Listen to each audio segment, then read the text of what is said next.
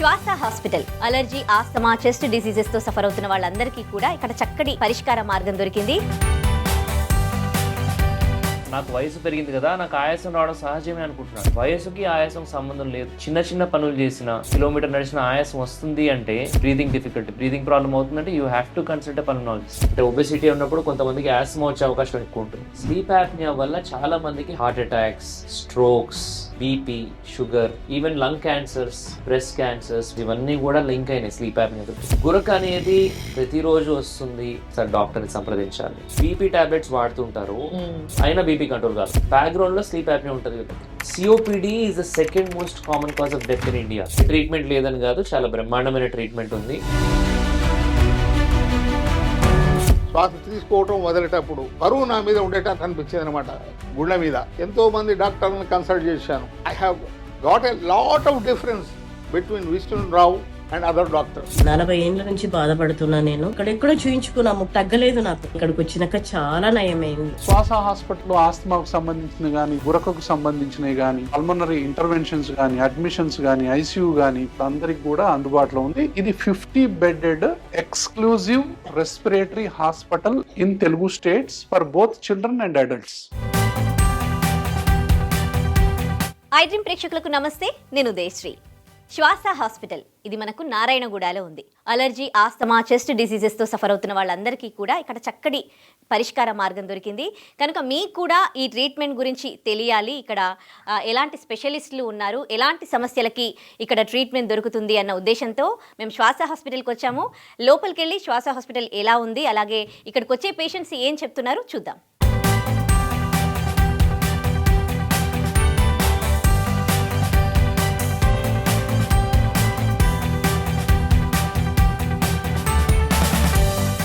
శ్వాస హాస్పిటల్లో ల్యాబ్లో ఉన్నాము.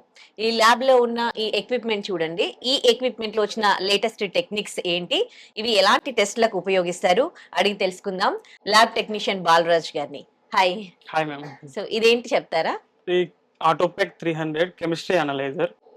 దీంట్లో LFT, KFT, glucose, total parameter automatic గా చేసేస్తాము. ఏ శాంపిల్ తీసుకుంటారు దీనికి? Serum sample into separate collection అయిన తర్వాత లైక్ దట్ సెంట్రిఫ్యూజ్ చేసి సపరేట్ చేసి సిరంతో మాత్రం కెమిస్ట్రీ అనలైజర్ రన్ చేస్తాం. సో ఎట్లా వర్క్ చేస్తా చూపిస్తారా? ఓకే, ఇది అప్లికేషన్ అన్నమాట.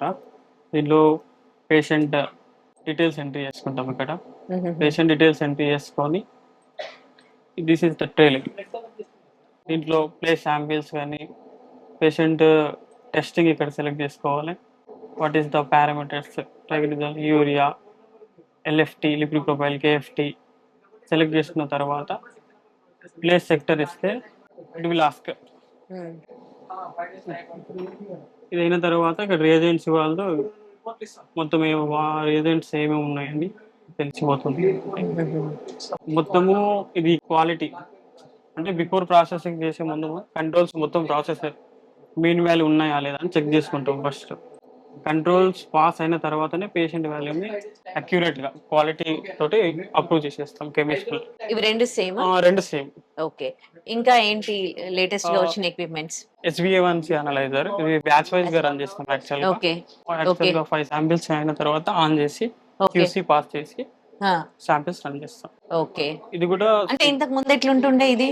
ఇంతకు ముందు అంటే ఫస్ట్ నుంచి HbA1c అనలైజర్ అంటే ఇట్లాగే ఉందా ఇప్పుడు, లేకపోతే లేటెస్ట్ గా ఏమైనా డెవలప్మెంట్స్ ఏమైనా జరిగినాయా? ఇది లేటెస్ట్. ఇంకా అంటే బ్యాచ్ వైజ్ గా 5 శాంపిల్స్ ఒక అనలైజర్, ఇంకా ఆటోమేటిక్ గా 15 శాంపిల్స్ ఇంకా వేరే ఉంటాయి అట్లా. ఓకే ఓకే, ఇది chemistry analyser. Chemistry analyser in case ఏమైనా రిపేర్ ఉంటే స్టాండ్ బై కోసం నేను యూజ్ చేస్తాను. ఓకే, ఇది పేషెంట్ ABG శాంపిల్ అని ఉంటుంది, ఆర్టీరియల్ బ్లడ్ కలెక్షన్. అంటే ఏ శాంపిల్స్ ని చెక్ చేస్తుంది ఇది? Arterial blood gas in patient కి తీస్తారు emergency purpose, oxygen level check చేసుకోవడానికి. ఓకే, దానికోసం స్టాండ్ బై మిషన్ యాక్చువల్ గా. దీని గురించి చెప్తారా? ఇది కూడా బయోకెమిస్ట్రీ ఎక్విప్మెంట్. యాక్చువల్ గా బ్లడ్ లోపల టీబీ డిటెక్ట్ ఉందా లేదా అనేది తెలుసుకోవడానికి అడ్వాన్స్. ఇది టీబీ ప్లస్ అన్నట్ల లేటెస్ట్ మోడల్. ఓకే, దానికోసం బ్లడ్ లోపల. ఓకే, బ్లడ్ శాంపిల్స్ తీసుకొని ఇక్కడ చెక్ చేయడం ఎట్లా జరుగుతుంది? అవుట్ సైడ్ ప్రాసెస్ ఉంటుంది. ఓకే, రియేజెంట్స్ మొత్తం out side room temperature 16 hours అట్లా. ఓకే ఓకే, 16 అవర్స్ తర్వాత రీడింగ్ ఇక్కడ అన్నట్లు ఇన్స్ట్రుమెంట్స్ లోపల రీడ్ చేస్తాం. ఓకే ఓకే, మనకి 16 అవర్స్ లో టీబీ రిపోర్ట్ తెలుస్తుందా? ఇంక్యుబేషన్ పెట్టాలి దానిలో.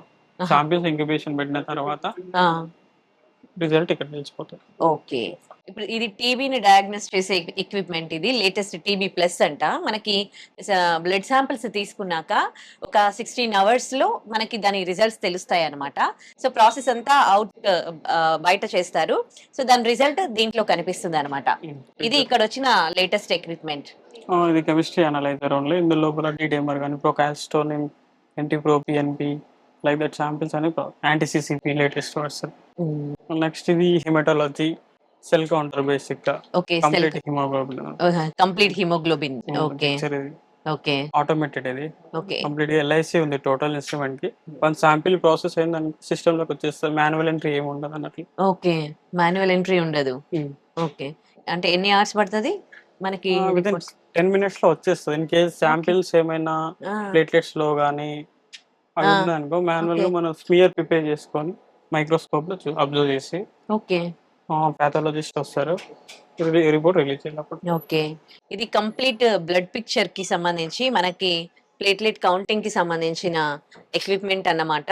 జస్ట్ 10 minutes లో రిజల్ట్స్ వస్తాయంట. సో అంత లేటెస్ట్ టెక్నాలజీ ఉంది శ్వాస హాస్పిటల్లో. మాలిక్యులర్ బయాలజీ టీబీ ఇన్స్ట్రుమెంట్ అన్నమాట. శాంపిల్ ని ఇక్కడ రొటేట్ చేసి డిఎన్ఏ సెపరేట్ చేసుకున్న తర్వాత ఎన్ని రొటేషన్ అనే శాంపిల్ ని ఇక్కడ బయోసెప్టిక్ క్యాబినెట్ లోపల చేసేస్తాము. చేసే పర్సన్ కి ఇన్ఫెక్ట్ అవ్వకుండా బ్యాక్టీరియా ఇక్కడ మనకు రిజల్ట్ వచ్చేస్తుంది. అట్లా టోటల్ గా ఒక 2 hours ప్రాసెస్ పడుతుంది ఇది. శ్వాస హాస్పిటల్ టూర్లో ఇందాక మనం ల్యాబ్ చూసాం కదా, ఇప్పుడు ఐసీయూ లోపలికి వెళ్దాం. అసలు ఏంటి ఈ శ్వాస హాస్పిటల్ స్పెషాలిటీ? ఎలాంటి ప్రాబ్లమ్స్తో ఇక్కడికి పేషెంట్స్ వస్తారు, ఎలాంటి ట్రీట్మెంట్ అందిస్తారు, అలాగే ఈ ఐసీయూలో ప్రెసెంట్ ఎలాంటి ట్రీట్మెంట్స్ అందిస్తున్నారు, వాళ్ళ పేషెంట్ కండిషన్స్ ఎట్లా ఉంది, వీళ్ళు ఇచ్చే ట్రీట్మెంట్లో లేటెస్ట్ టెక్నిక్స్ ఏంటి తెలుసుకుందాం. Hello hello sir. Myself Santosh, I am operations head for Total Swasa Groups అండి. ఓకే, He is Dr. Santosh. Doctor Santosh, consultant pulmonologist అండి ఇక్కడ. అండ్ ఓకే, తీసుకోండి. Yeah Yes, ma'am. Shall we go inside? Yes please. Okay, Santosh గారు ఏంటి speciality ఈ శ్వాస హాస్పిటల్ది? శ్వాస హాస్పిటల్ బేసికలీ పల్మనాలజీ స్పెషాలిటీ అండి.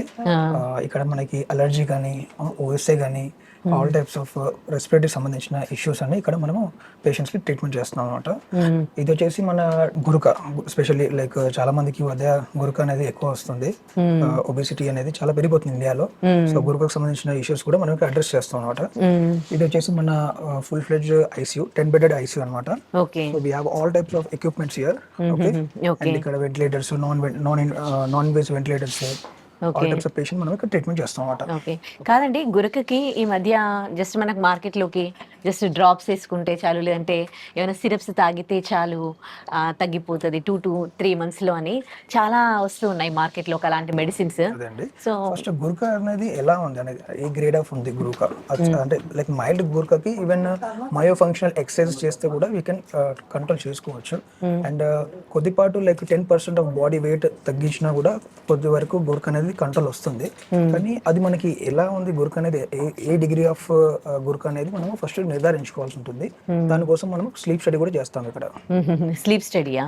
ఓకే, అంటే పాలిసోనోగ్రఫీ అంటారు అన్నమాట. ఓకే, దాంట్లో టైప్స్ ఉంటాయి, లెవెల్ 1, లెవెల్ 2, లెవెల్ 3, లెవెల్ 4. ఇక్కడ మనం లెవెల్ 1 to లెవెల్ 4 వరకు అన్ని all types of sleep studies కూడా చేస్తాం ఇక్కడ. ఓకే, దాన్ని బట్టి మనం ఫర్దర్ గా పేషెంట్ కి ప్రిస్క్రైబ్ చేస్తాం అనమాట. లైక్ వెదర్ లైక్ ఏమైనా ట్రీట్మెంట్ అనేది లైక్ మయో ఫంక్షనల్ థెరపీస్ వెళ్ళాలా, లేకపోతే ఎక్సర్సైజ్ చేస్తే సరిపోతుందా, అలాంటివి చూస్తాం అనమాట. ఓకే, ఇది బ్రాంకోస్కోప్ అంటారండి. బ్రాంకోస్కోప్ చెప్పాను కదా ఇందాక, ఏదైనా పేషెంట్ కి లైక్ బెడ్ సైడ్ బ్రాంకోస్కోప్ అనేది ప్రతి ఐసీయూలో ఉండకపోవచ్చు. ఓకే, ఒకవేళ పేషెంట్ కి మనం ఆల్రెడీ వెంటిలేటర్ ఉన్న పేషెంట్ కి బెడ్ సైడ్ బ్రాంకోస్కోప్ చేయాలంటే మనం మళ్ళీ బ్రాంకోస్కోప్ సూట్ వరకు వెళ్ళకుండా మనకి ఇది బెడ్ సైడ్ అవైలబుల్ ఉంటుంది కాబట్టి ఇమీడియట్ గా మనము పేషెంట్ లంగ్స్ లోపలికి వెళ్ళేసి ఏమైనా మ్యూకస్ ప్లగ్ అంటారనమాట. మ్యూకస్ ప్లగ్ గట్రా ఏమైనా ఉంటే ఇట్లా మనం సక్షన్ చేసుకుంటే శ్వాస అనేది ఈజీగా వచ్చేస్తుందట. మనం సక్షన్ చేస్తాం అనమాట. ఏమైనా బ్లీడింగ్ అవుతున్నా కూడా వీ కెన్ చూడొచ్చు. దీంతో పాటు మనం కొన్నిసార్లు ఇంటిబేట్ కూడా చేసుకోవచ్చు అనమాట. ఇంటిబేషన్ డిఫికల్ట్ అయినప్పుడు కూడా we can do it with this అనమాట. ఇది కొంచెం ఆల్ టైప్స్ ఆఫ్ ఐసీయూలో ఉండకపోవచ్చు, ఓన్లీ సోఫిస్టికేటెడ్ ఐసీయూస్ అప్పుడే ఇక్కడ ఉంటుందన్నమాట. శ్వాస హాస్పిటల్లో ఓన్లీ ఇక్కడ చుట్టుపక్కల ఉన్న వాళ్ళే కాదు, వివిధ జిల్లాల నుంచి అండ్ 2 తెలుగు స్టేట్స్ నుంచి కూడా పేషెంట్స్ ఇక్కడికి వస్తూ ఉన్నారు. ఎందుకంటే శ్వాస హాస్పిటల్ ప్రత్యేకత అది. మనకి అలర్జీ కానీ, ఆస్తమా కానీ, చెస్ట్ డిసీజెస్ ఎలాంటివైనా కానీ ఇక్కడ మంచి ట్రీట్మెంట్ అందుతుంది. అండ్ కంప్లీట్‌గా క్యూర్ అవుతోందన్న నమ్మకం ప్రజల్లో కలుగుతోంది కాబట్టి వాళ్ళకి ఇలాంటి ప్రాబ్లమ్స్ ఏమైనా ఉంటే ఇక్కడికొస్తూ ఉన్నారు. సో, నల్గొండ జిల్లా నుండి ఇక్కడికి రావడం జరిగింది. రవూఫ్ గారట. Divisional account officer. సో, తను రిటైర్డ్. సో, ఏం ట్రీట్మెంట్ తీసుకుంటున్నారు ఇక్కడ ఆయన్నే అడిగి తెలుసుకుందాం. నమస్తే అండి. నమస్తే నమస్తే నమస్తే. ఆహా! ఏమైంది సార్? ఎట్లాంటి ట్రీట్మెంట్ తీసుకుంటున్నారు మీరు? ఇప్పుడు నా పేరు ఎస్ఏ రవూఫ్. నేను ఎంఏ లిటరేచర్ ఇంగ్లీష్తో చేశాను. దాదాపు 38 సంవత్సరాల సర్వీస్ చేసిన తర్వాత నాకు షుగర్ వచ్చింది, బీపీ వచ్చింది, తర్వాత హార్ట్ అటాక్ వచ్చింది, హ్మ్. ప్రాస్టేట్ వచ్చింది, కరోనా కూడా ఎఫెక్ట్ అయ్యేది నాకు. హ్మ్. ఇవన్నీ కూడా వివిధ సమస్యలు వచ్చాయి. హ్మ్. నాకు లాస్ట్‌గా కరోనా అయిన తర్వాత ఒకరు నాకు అడ్వైస్ ఇచ్చారు. చూడండి ఇదంతా ఎందుకంటే శ్వాస సంబంధించిన వ్యాధులు నాకు రావటం మొదలుపెట్టాయి. హ్మ్. దానివల్ల ఎంత భయంకరంగా ఉండేదంటే హ్మ్. శ్వాస తీసుకుని నేను తన్నది కూడా నాకు వీలు లేకుండా శరీరం నుండి ఒక గన్నుతోని బయటికి కొట్టినట్టు ఉండేదన్నమాట. హ్మ్. అంత భయంకరమైన పరిస్థితి ఏర్పడ్డదన్నమాట. హ్మ్. ఆ టైంలో నాకు మా కోడలుకు ఓవర్ అడ్వైస్ ఇచ్చారట, మీరు ఆడ యొక్క శ్వాస అనే ఒక హాస్పిటల్ ఉంటుంది, హ్మ్. హాస్పిటల్ పోతే అక్కడ పోతే అక్కడ డాక్టర్ స్టడీ చేస్తారని. అయితే నేను ఎంతోమంది డాక్టర్లను కన్సల్ట్ చేశాను. I have got a lot of difference between Vishnu Rao and other doctors. Oh! చాలా ఆ! ఎస్సీ difference is there I have found. Okay. ఈయనలో ఉన్న గొప్పతనం ఏంటంటే విష్ణురావు గారు ఆ రూట్ కాజ్ ఏముందనేది దానికి గుర్తుపడతాడు దాన్ని. అసలు ఈ శ్వాసకు కారణం ఏంది, హ్మ్. ఎట్లా వస్తుంది శ్వాస, ఏడంగా పుట్టు, what is the origin of this disease. Hmm. So strike at the very root of the origin. Hmm. ఆ root of the origin strike కనుక చేస్తే దానికి సరిపోద్ది, అది మొత్తం ఇది అయిపోద్ది. అదని it can eliminate the entire disease. Hmm. ఆ యొక్క గొప్పతనం వారిలో ఉన్నదన్నమాట. అంటే ఏంటి ప్రాబ్లమ్ వచ్చింది మీకు? మీకు ఏం రూట్ నాకు కాజ్ ఆయన ఐడెంటిఫై శ్వాస తీసుకునేటప్పుడు ఆ! వైల్ టేకింగ్ ఇన్హేల్, హ్మ్. శ్వాస తీసుకోవటం వదిలేటప్పుడు హ్మ్. ఏదో ఒక టన్ను బరువు నా మీద ఉండేటట్టు అనిపించింది అనమాట. గుండె మీద భయంకరమైన నొప్పి ఏర్పడుతుందంటే ఆ! ఇక సస్య బాగుండదు అనిపిస్తుంది మనిషికి. ఎన్ని ఇయర్స్ బాధపడ్డారు మీరు? నేను చాలా రోజులు బాధపడుతున్నాను, ఇప్పుడు కూడా ఉన్నది. ఆ! అక్కడక్కడ ఎప్పుడైతే ఈయన దానికి ప్రతి 3 నెలలకోసారి రావాలని చెప్పి నాకు అడ్వైస్ ఇచ్చాడు. హ్మ్. ఎందుకంటే బాడీలో అప్పుడప్పుడు మార్పులు వస్తుంటాయని చెప్పి. హ్మ్. మొన్న ఈ మధ్య కొంచెం 3 కాక 4 నెలల టైం ఏర్పడ్డది. హ్మ్. ఇమీడియట్‌గా నాకు కొంచెం శ్వాసలో కొంచెం మార్పులు వచ్చేసాయి. నేను హ్మ్. విష్ణువుని నమ్ముతాను పోతే 3 రోజులకే మొత్తం చేసి పడేసిండు ఆయన. So it is better, I want to go to mister Vishnu Rao. ఆ! Is an expert. Really is an expert. సేవ చేస్తుండు ఆయన. హ్మ్. ప్రజల యొక్క ప్రాణాలను కాపాడుతుండు. హ్మ్. ప్రాణాలు కాపాడటం కాదు, ప్రజల్లో జరుగుతున్న బాధను తగ్గిస్తుండు. అంటే ఏంటి ట్రీట్మెంట్ ఇక్కడ ఇచ్చే ట్రీట్మెంట్ స్పెషాలిటీ ఏంటి? నాకు ఒక్కటే, నాకు శ్వాస గురించే కాదాయన. నాకు షుగర్ గురించి కూడా ఇచ్చాడు, హార్ట్ గురించి ఇచ్చాడు. నాకు కొంచెం కాళ్ళలో కొంచెం వాపులుంటే, ఆ! ఆ వాపులకు కూడా తగ్గించేందుకు కూడా ఇచ్చారు. మీకెంత రిలీఫ్ దొరికింది ఇక్కడ ట్రీట్మెంట్ తీసుకున్నప్పటి నుంచి? నేను జనరల్‌గా 65, 70 ఏళ్ల కంటే ఎక్కువ బతకాలని అనుకున్నాను నేను. కానీ ఇప్పుడు ఐయామ్ 78 నౌ. హ్మ్. నాకు కాన్ఫిడెన్స్ హ్మ్. ఐ విల్ క్రాస్ 90 అనే కూడా కాన్ఫిడెన్స్ అర్థమవుతుంది ఓహ్! అప్పుడు. సూపర్. సూపర్. శ్వాస హాస్పిటల్ టూర్‌లో భాగంగా మనం పేషెంట్స్ రివ్యూ కూడా తీసుకుందాం. కొంతమంది పేషెంట్స్ మొత్తం హాస్పిటల్ అయితే పేషెంట్స్‌తో నిండిపోయింది. పిల్లలు, పెద్దలు అన్ని ఏజ్ గ్రూప్ వాళ్ళు ఉన్నారు. ఇక్కడ ట్రీట్మెంట్‌కి వచ్చిన ఒక పేషెంట్ ఉన్నారు. మీ పేరు? సుశీల. సుశీల. ఓకే. ఏంటి ఎలాంటి ప్రాబ్లమ్‌తో సఫర్ అయ్యారు మీరు? ఆస్తమా దమ్ముండే. దమ్ముండేనా? దగ్గు, ఆ! దమ్ము ఆ! బాగా బాధపడ్డా. ఎన్ని సంవత్సరాల నుంచి? 2 ఇయర్స్ అయితుంది గానీ నేను పోయిన సంవత్సరం వచ్చిన. ఆ! అడ్మిట్ ఉండే. ఓకే. ఒక 2 డేస్, 4 డేస్ ఉండే. ఆ! తగ్గిపోయింది. ఓకే. అయితే సంవత్సరం ఇంజెక్షన్ తీసుకోవాలని చెప్పాడు డాక్టర్. ఆహాహా! ఇది చేసిండు. ఓకే. సంవత్సరం దాకా ఏ ప్రాబ్లం లేదు. ఓకే. మళ్ళా ఇప్పుడు 2 నెలలు అయితుంది. కొంచెం దమ్ము వచ్చినట్టు, దగ్గు హ్మ్. అట్లా ఉంటే మళ్ళా ఈ రోజు వచ్చినాం. హ్మ్. ట్రీట్మెంట్ అయిపోయింది. సార్ బాగా చూస్తారు. అవునా? ఓకే. అంటే మీరు ఎట్లా ఇబ్బంది పడేవాళ్ళు? దమ్ము ఊపిరి ఆడక ఆ! బాగా బాధపడేదాన్ని. ఆ! ఇప్పుడు పర్లేదు. ఇప్పుడు మంచిగా అయిపోయింది. 40 ఏళ్ళ నుంచి బాధపడుతున్నా నేను. ఈ సార్ దగ్గరకు వచ్చినాక చాలా మట్టుకు తగ్గింది. ఇక్కడెక్కడో చూయించుకున్నా, ముక్కులు ఆపరేషన్ 3 సార్లు చేయించుకున్నాను, తగ్గలేదు నాకు. చాలా బాధపడ్డా. ఇక్కడికి వచ్చినాక చాలా నయమైంది నాకు. నేను వచ్చి 2 సంవత్సరాలే కానీ తగ్గింది నాకు. చాలా వరకు మంచిగా ఉన్నా డాక్టర్. ఎన్నేళ్ళు బాధపడ్డావమ్మా? నేను 40 సంవత్సరాలు బాధపడ్డా డాక్టర్. ఎట్లా అంటే బాధ అంటే ఏముండేది? 24 గంటలు తుమ్ములు, టాయిలెట్ పడడము, తుమ్మినప్పుడు ఆ తుమ్ములు రాగానే దగ్గు స్టార్ట్ కావడము, కళ్ళు దురద, తలనొప్పి, నాకు ఏది నాలుక టేస్ట్ ఉండకపోవడము, స్మెల్ ఉండకపోవడము. ఇప్పుడు చాలా నయమైన 2 సంవత్సరాలు కానీ చాలా మంచిగా ఉంది నాకు. అంత ముందు నిద్ర కూడా బాగా పట్టపోయేదా? పట్టకపోయేది డాక్టరు. తెల్లవాళ్ళు దగ్గుకుంటా, తెల్లవారు దగ్గు, తుమ్ములు అట్లా ఉండేది.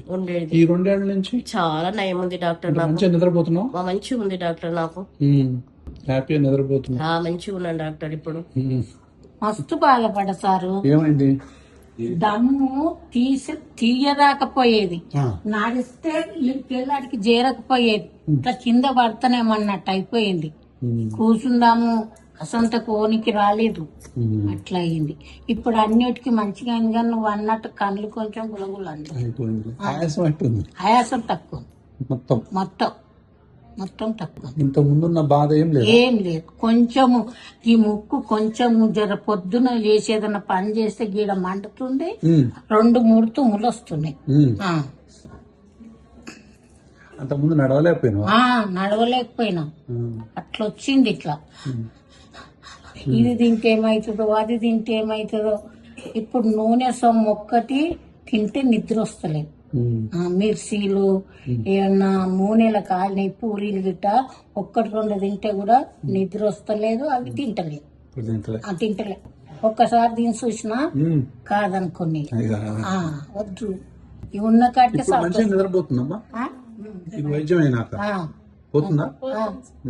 3 రోజుల దాకా పట్టలేదు. ఇటుకెళ్ళి పోయినాక కూడా 3 రోజులకు నువ్వు పొద్దుమికి వేసుకున్న గోలు వేసుకోమంటే 3వ రోజు నుంచి హాయిగా నిద్రపోయింది. ఇప్పటిదాకా కూడా నాకు బాధ నువ్వు తీర్చినావు కదా, నువ్వే దేవుడవు అనుకున్నా నా మనసు. శ్వాస ఆడదు సార్. ఇంకోటి ఎంత చలి అయినా సరే ఫ్యాన్ వేయాల్సింది. చాలా ఇబ్బంది ఫుల్ ఆక్సిజన్ అనేది ఆ ఫీల్ ఎట్లా ఉంటుందంటే మేము చెప్పలేకపోతున్నాం. బ్లోర్ అనేది పడతారు సార్. ఆ టైం అయితే చుట్టుపక్కల ఎవరన్నా పట్టిందంటే నేను పట్టుకొని వెళ్ళిపోవాలి ఎక్కడన్నా, మంచిగా శ్వాస వచ్చేటట్టు. లేదంటే ఇంకా నేను ఇంకోటి ఇంట్లో ఏమన్నా కచరా ఉంటే స్మెల్ వస్తుంది చూడండి సార్, ఆ స్మెల్ అనేది చంపేస్తుంది సార్. ఎంత నీట్ చేపించినా మళ్ళీ ఆ స్మెల్ వస్తుంది నాకు. దాంతో నేను అసలు తట్టుకోలేకపోతాను. ఒక్కసారి స్టార్ట్ అయిందంటే దగ్గు, సర్ది అయిందంటే నాకు భయం అయిపోతుంది. 15 రోజుల వరకు ఇడవదు. 1 ఇయర్కి ఒకసారి వస్తుంది సర్ది. ఇంకేమన్నా సర్ది వచ్చిందంటే అజిత్రోమెసిన్ 500 mg తింటాను సార్. మీ అమ్మకు గుర్తొస్తుంది? అమ్మకు ఉన్నది నేనే ఉన్నా అప్పట్లో. నేను ఆయనకు అటెండర్ గా నేనే ఉన్నాను. సారీ చూసినా. ఇప్పుడు ఆ స్టేజ్ రాకూడదు, దానికంటే ముందే మనం క్యూర్ కావాలన్నట్లు కొత్త లైఫ్ ఇస్తా. అసలు ఈ బాధ తట్టుకోలేకపోతున్నాం సార్. అసలు రాత్రిపూట ఏదన్నా నిద్ర లేదనుకోండి, నేను ఆల్కహాలిక్ సార్. నేను ఆల్కహాల్ తీసుకుంటా. ఆల్కహాల్ తీసుకోకుంటే ఆ రాత్రి నిద్ర వస్తుందా రాదా అనే భయం ఉంటుంది సార్. మందులు వాడు ఆ మందు వదిలేసి. సో అంత నరకం అనుభవిస్తుంది. ఆరిజిన్ ఆఫ్ అలర్జీ అంటే అలర్జీ ఎట్లా మూతలు అవుతుంది అనేది ఇంపార్టెంట్. అంటే ఏ వ్యక్తిలోనైనా కూడా ఫస్ట్ జలుబు అనేది ముక్కుల్లో మొదలైంది. నేసల్ అలర్జీ అంటే ఒక చెట్టు రూట్తో సమానం అనుకోండి. ఈ అలర్జీయే టాన్సిల్స్గా, ఎడినాయిడ్, సైనస్, ఆస్తమా, ఇదో న్యూరో ఇన్ఫ్లమేషన్ ద్వారా మైగ్రేను, ఇది ఉంటే తుమ్ములు రావటం, ఒకవేళ ఇన్ఫెక్షన్ కూడా జత అయితే వైరల్ కానీ బ్యాక్టీరియల్ కానీ న్యూమోనియా రావటం. దీన్ని రకరకాల పేర్లు, డస్ట్ అలర్జీ అంటాం, రకరకాలుగా ఎన్నో ఉంటాయి. అంటే ఆడుకోలేకపోతారు, మాటికి జలుబు చేస్తూ ఉంటుంది. కొంతమందికి హైపోథైరాయిడిజం ఉంటుంది అలర్జీ ఉన్న వాళ్ళలో కూడా. బాడీ పెయిన్స్ ఉంటాయి, గ్రోత్ ఆగిపోతుంది. ముఖ్యంగా పిల్లల్లో గ్రోత్ ఆగిపోతుంది, ఎప్పుడు చూసినా ముక్కులు దిబ్బడేసి ఉంటాయి. తర్వాత కొంతమందిలో స్కిన్ ఎలర్జీస్ ఉంటాయి. కొంతమంది ఈ ఆస్మా వల్ల నడవలేక ఒబేసిటీ కూడా తయారవుతారు. సో దీన్ని కొంతమంది ఇసినోఫిలియా అంటాం. సో ఇట్లా అంటే ఏది పడదు. అలర్జిక్ టు స్మోక్స్, పర్ఫ్యూమ్స్ పడవు, కూల్ డ్రింక్ తాగితే పడవు, ఐస్ క్రీమ్స్ పడవు, చాక్లెట్స్ పడవు. సో కంట్లో ప్రాబ్లమ్స్ ఉంటాయి. తర్వాత డైజెస్టివ్ ప్రాబ్లమ్స్, ఎసిడిటీ కూడా వీళ్ళకి ఎక్కువ ఉంటుంది. కొంతమందికి లంగ్లో రకరకాలైనటువంటి ప్రాబ్లమ్స్ వస్తాయి. ఇది ఇంత ముద్దలాగా తెమడ అడ్డం పడ్డది అనుకో లంగ్ కొలాప్స్ అయిపోద్ది కొంతమందికి. సో ఫుడ్ ఎలర్జీలు ఉంటాయి. తర్వాత చెవులో కొంతమందికి చీము గారుతూ ఉంటుంది, అంటే ముక్కు బ్లాక్ అయినప్పుడు చెవులో ప్రాబ్లము. సో ఇట్లా రకరకాలుగా దాన్ని కొంతమంది గొంతు ఇదైపోతుంది, అంటే గ్యాస్ట్రిక్ ప్రాబ్లమ్స్ రావటం. అంటే ఒక ఎలర్జీ అనేది 100 రకాల ప్రాబ్లమ్స్కు దారితీస్తుంది. అందుకే శ్వాస యొక్క ముఖ్య ఉద్దేశం ఏంటంటే treat the route not the fruit అనేదే ముఖ్యమైనటువంటి ఉద్దేశం. సో ముఖ్యంగా ఇండియాలో మాత్రం డస్ట్ మైట్ ఎలర్జీతోనే ఈ నేసల్ ఎలర్జీ అనేది ఎక్కువ మొదలవుతుంది. డస్ట్ మైట్ ఎలర్జీ ఉంటుంది ఎక్కువగా, చాలా మందిలో ఉండేది డస్ట్ మైట్ ఎలర్జీ. ఈ డస్ట్ మైట్ ఎలర్జీకి ఇప్పుడు ఇమ్యునోథెరపీ అందుబాటులో ఉంది. దాని తర్వాత పోలెన్స్ ఉంటే పోలెన్ ఇమ్యునోథెరపీ అందుబాటులో ఉంది. అది కాక్రోచెస్ కానీ, దాని తర్వాత ఎన్నో రకాలైనటువంటి పోలెన్స్, ఇప్పుడు కుక్క పిల్లలు, పిల్లి పిల్లలు, వాటిలో ఉన్నటువంటి అంటే దేని వల్ల ఎలర్జీ వస్తుంది. సో దాన్ని చూసి కనుక మనం ట్రీట్మెంట్ చేసినట్లయితే మంచి రిజల్ట్స్ ఉంటాయి. అంటే ఎలర్జీకి ఇప్పుడు శ్వాస హాస్పిటల్లో ఏంటంటే దేని వల్ల వస్తుందో ఆ మూలాన్ని తెలుసుకోవటం. అంటే డస్ట్ మైట్ వల్ల వస్తుందా, పోలెన్స్ వల్ల వస్తుందా, పోలెన్స్ అంటే కొన్ని వేలు ఉంటాయి, ఏ పోలెన్ వల్ల వస్తుంది అని తెలుసుకొని దాన్ని గుర్తుపట్టి దానికి తగ్గ టెస్టులు చేసి ఇమ్యునోథెరపీ అంటాం. అంటే డ్రాప్స్ ద్వారా కానీ, లేకపోతే ట్యాబ్లెట్ ద్వారా కానీ, లేకపోతే ఇంజెక్షన్స్ ద్వారా కానీ ఇమ్యునోథెరపీ చేసుకుంటే 1 సంవత్సరం, 2 సంవత్సరాలు, 3 సంవత్సరాల పాటు ఆ రెస్పాన్స్ని బట్టి మనం చేసినట్లయితే అప్పుడు డిసీజ్ మోడిఫై అయిపోతుంది. అంటే ఏంటి, ఇమ్యూనో మాడ్యులేషన్ అంటాం. అంటే టాలరెన్స్ మోడ్లోకి వస్తుంది బాడీ, అటాక్ మోడ్లో నుంచి టాలరెన్స్ మోడ్. ఇప్పుడు కొంతమందికి దుమ్ము తగలగానే 100 తుమ్ములు దుమ్ముతారు. ఇమ్యునోథెరపీ చేసిన తర్వాత ఎంత దుమ్ము తగిలినా కూడా తుమ్ములు తుమ్మరు, ముక్కు గారదు, ముక్కు దిబ్బడేయదు. ఇది ఆస్తమాకు దారి తీయకుండా ఉంటుంది. అది ఇమ్యునోథెరపీ అంటే. కాబట్టి క్రమక్రమంగా దేని వల్ల జబ్బు వస్తుందో దాన్నే బాడీలోకి ఇవ్వటాన్ని ఇమ్యునోథెరపీ అంటాం. దాని ద్వారా ఇమ్యూన్ టాలరెన్స్ అనేది డెవలప్ అవుతుంది. కాబట్టి శ్వాస హాస్పిటల్లో ఆస్తమాకు సంబంధించినవి కానీ, గురకకు సంబంధించినవి కానీ, దాని తర్వాత పల్మనరీ ఇంటర్వెన్షన్స్ కానీ, అడ్మిషన్స్ కానీ, ఐసీయూ కానీ ఇప్పుడు అందరికి కూడా అందుబాటులో ఉంది. ఇది 50 bedded exclusive respiratory hospital in Telugu states for both children and adults. పిల్లలకు పెద్దలకు ప్రత్యేకమైనటువంటి ఊపిరితిత్తుల అంటే చికిత్సా కేంద్రం. అంటే లంగ్స్, దాని తర్వాత ఈ యొక్క ముక్కు కానీ, ఇవి కానీ, అలర్జీలు కానీ, గురక కానీ, ఈ ప్రాబ్లమ్స్ అన్నీ పిల్లల్లో పెద్దల్లో చేయటం కోసం శ్వాస హాస్పిటల్ ఫ్రీడమ్ టు బ్రీత్ అనేటటువంటి దాన్ని మనం ఏర్పాటు చేయటం అనేది జరిగింది. కాబట్టి ఈ యొక్క శ్వాసకు సంబంధించి ఎవరైతే అలర్జీతోని, ఆస్మాతోని, సైనస్తోని, adenoids, tonsils, bronchitis, eosinophilia, dust allergy, గురక, దాని తర్వాత ఐఎల్డీస్ అంటాం, pneumonias, pleural effusions, lung cancers, bronchiectasis, ఎన్నో రకాలైనటువంటి జబ్బులు ఉంటాయి. ఇంకొంతమందికి పల్మనరీ ఫారెన్ బాడీస్ ఉండటం, సో పల్మనరీ ఇంటర్వెన్షన్స్ అంటాం, ఇంటర్వెన్షనల్ పల్మనాలజీ. తర్వాత ఐసీయూ, ఎమర్జెన్సీగా ఐసీయూలో అడ్మిట్ అవటం, సిఓపిడి కేసులు. సో అన్ని రకాలైనటువంటి ఫెసిలిటీస్ ఇప్పుడు ఇన్సూరెన్సెస్తో సహా శ్వాస హాస్పిటల్లో అందుబాటులో ఉన్నాయి. కాబట్టి దీన్ని తెలుగు రాష్ట్రాల్లో ఒక ముఖ్యమైనటువంటి కేంద్రంగా, ఒక క్వాలిటీ కేంద్రంగా తీర్చిదిద్దాలి. అలర్జీ ఆస్తమా సెంటర్గా ముఖ్యంగా, దాని తర్వాత total respiratory centre for both children and adults, అంటే final destination for allergy and asthma and snoring అనేది ఈ హాస్పిటల్ యొక్క ప్రత్యేకమైనటువంటి ఇది. కాబట్టి దీన్ని ఎవరికైతే అలర్జీ, ఆస్తమాలు, గురకలు ఉంటాయో మీరు వీడియోలు చూడండి. శ్వాస హాస్పిటల్ వీడియోలు మీరు కనుక యూట్యూబ్లో కానీ, ఇన్స్టాగ్రామ్లో కానీ చూస్తే మీ ప్రాబ్లం ఏందో మీకు అర్థమైంది. అంటే ఇక్కడ శ్వాస హాస్పిటల్లో మా మెయిన్ కాన్సెప్ట్ ఏంటంటే treat the route not the fruit అనేది మా యొక్క స్లోగన్. అది అంటే తాళానికి దగ్గర తాళం చేయి పెట్టడం, కరెక్ట్ పాస్వర్డ్ కొట్టడం. కొంతమందికి ఎంత అలర్జీ, ఎంత ఆస్మా ఉంటుందంటే ఎన్నో హాస్పిటల్స్ తిరుగుతారు, ఎంతోమంది డాక్టర్లను మారుస్తారు, ఎక్కడ వాళ్ళకు ఒకలాంటి హ్యాపీనెస్ రాదు. కొంతమంది 20 ఏళ్ల నుంచి, 30 ఏళ్ల నుంచి, 40 ఏళ్ల నుంచి బాధపడ్డ వాళ్ళు కూడా ఉంటారు. ఆ బాధలు చెప్తుంటే మనకు ఏడుపు వస్తుంది. అంత నరకం అనుభవిస్తారు ఈ జబ్బులు. అంటే ఈ జబ్బు పెట్టినంత బాధ బహుశా ఇంకే జబ్బు పెట్టదు అంటే అతిశయోక్తి కాదు. అది పేషెంట్లు చెప్తా ఉంటే మీకు అర్థమవుతూ ఉంటుంది. సో ఇలాంటన్నిటికీ కూడా ఇప్పుడు ఎవరు బాధపడాల్సినటువంటి అవసరం లేదు. శ్వాస హాస్పిటల్లో దానికి సంబంధించినటువంటి వైద్యం అన్నిటికీ కూడా ఇప్పుడు అందుబాటులో ఉంది.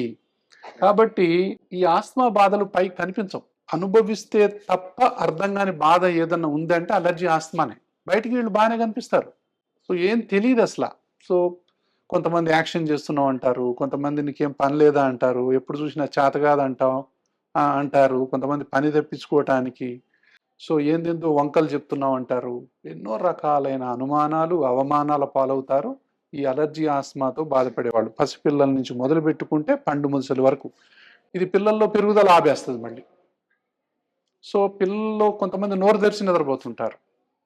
సో అంటే శ్వాస హాస్పిటల్ వీడియోలు చూస్తే ఒక్కొక్కళ్ళు ఏ ప్రాబ్లంతో మీరు బాధపడుతున్నారో మీకు అర్థమైపోతుంది. కాబట్టి ఎంత చెప్పినా తరగని ప్రాబ్లం అని ఉందంటే అలర్జీ ఆస్మానే.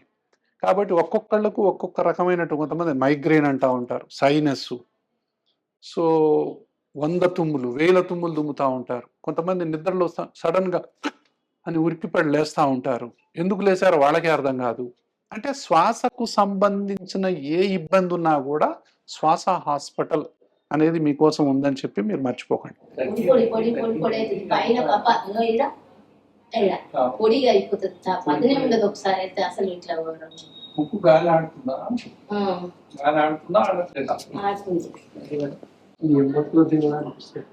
అసలు నాకు చచ్చిపోయే గురించి చచ్చిపోయే సూది చేయాలి అనిపిస్తుంది.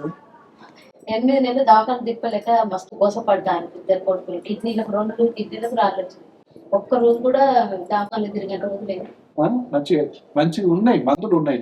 ఈ దగ్గు ఎంత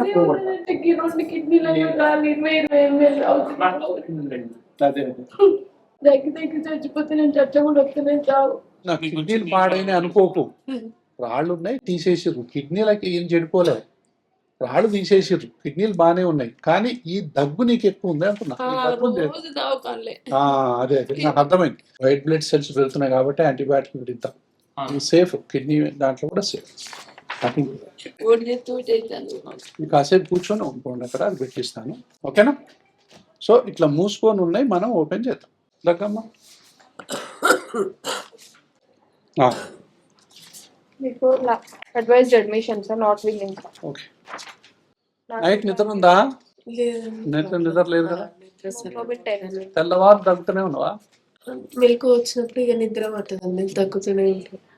ఊపిరి ఎన్నాళ్ళ నుంచి ఇట్లా? చలికాలం అయితే ఎక్కువ ఉంటుంది. ఎన్ని సంవత్సరాలు మొత్తం మీద? మొత్తం మీద ఇంకా నాకు తెలిసినప్పటి నుంచి కొంచెం 20-30 ఏళ్ళైందా? అంతా లేదండి. అప్పుడు కొంచెం ఉండబట్టి కొంచెం ఉండబట్టి ఇయర్స్ తట్టుకోలేకపోయింది. ఓపిక లేదు. ఈ తెమ్మడ పచ్చగా ఉందా తెల్లగా ఉందా? తెల్లది. ఊపిరి అట్లా అసలు శ్వాస తీసుకోలేకపోతుంది.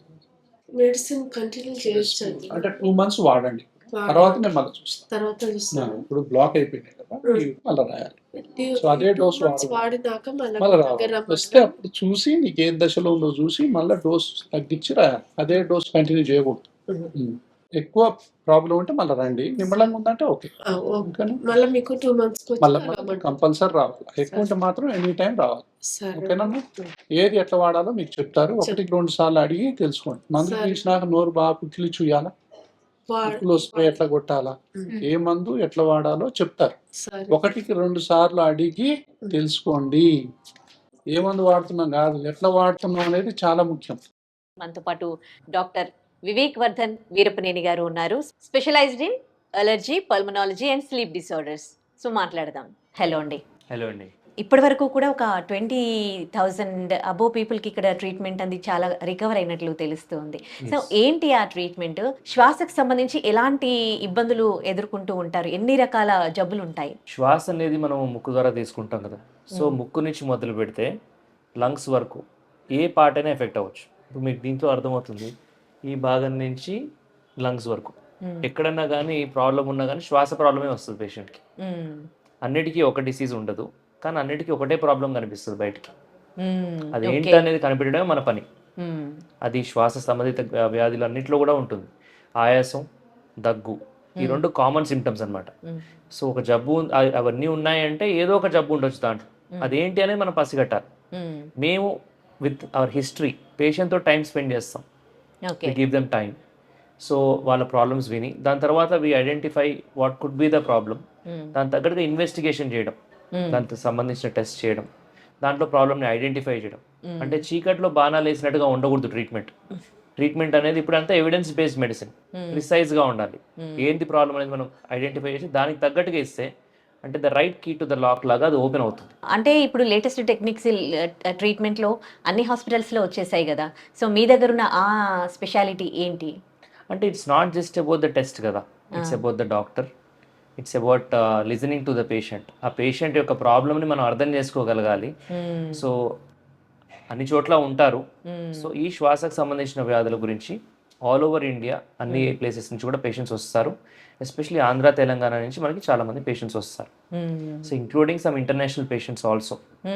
ఇదంతా ఏంటంటే మనం వెళ్ళి వాళ్ళకి చెప్పట్లేదు. There is no marketing till now to Swasa. Only thing is word of mouth. So అట్లా ఒక పర్సన్ ద్వారా ఇంకొక పర్సన్కి స్ప్రెడ్ అయ్యి వస్తున్నారు patients. Of course we do a lot of awareness videos. ఎంతో మంది పేషెంట్స్, చిన్నపిల్లలు, వాళ్ళ పేరెంట్స్ పిల్లలు ఉంటారు కదా, సో వాళ్ళు నోరు తెరిచి పడుకుంటూ ఉంటారు. ఆల్మోస్ట్ ఒక 6 years 8 years వచ్చేసి ఉంటాయి పిల్లలకి. చిన్నప్పటి నుంచి నోరు తెరిచే పడుకుంటున్నారు.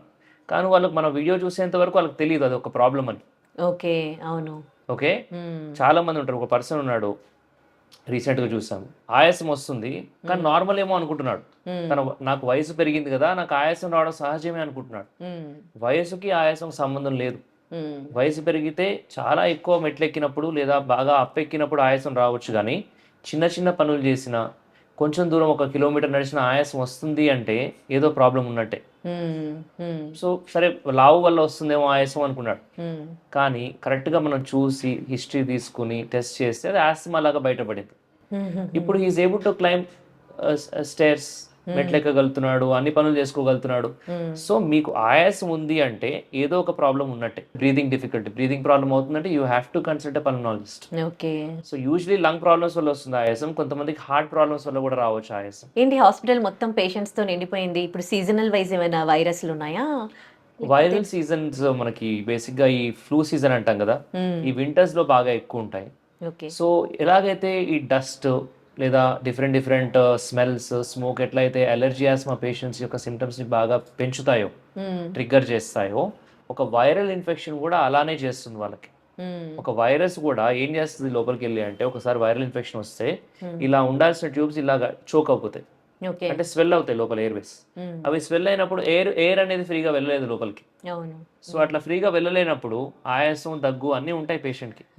సో ఇదంతా స్టార్ట్ అవడానికి మూల కారణం తనకు వచ్చిన జలుబు జ్వరం లాగా స్టార్ట్ అయ్యి స్లోగా లోపలికి వెళ్తుంది, గొంతులోకి, లంగ్స్ లోకి. ఇంకా అది వదలడం చాలా ఇబ్బంది వాళ్ళకి.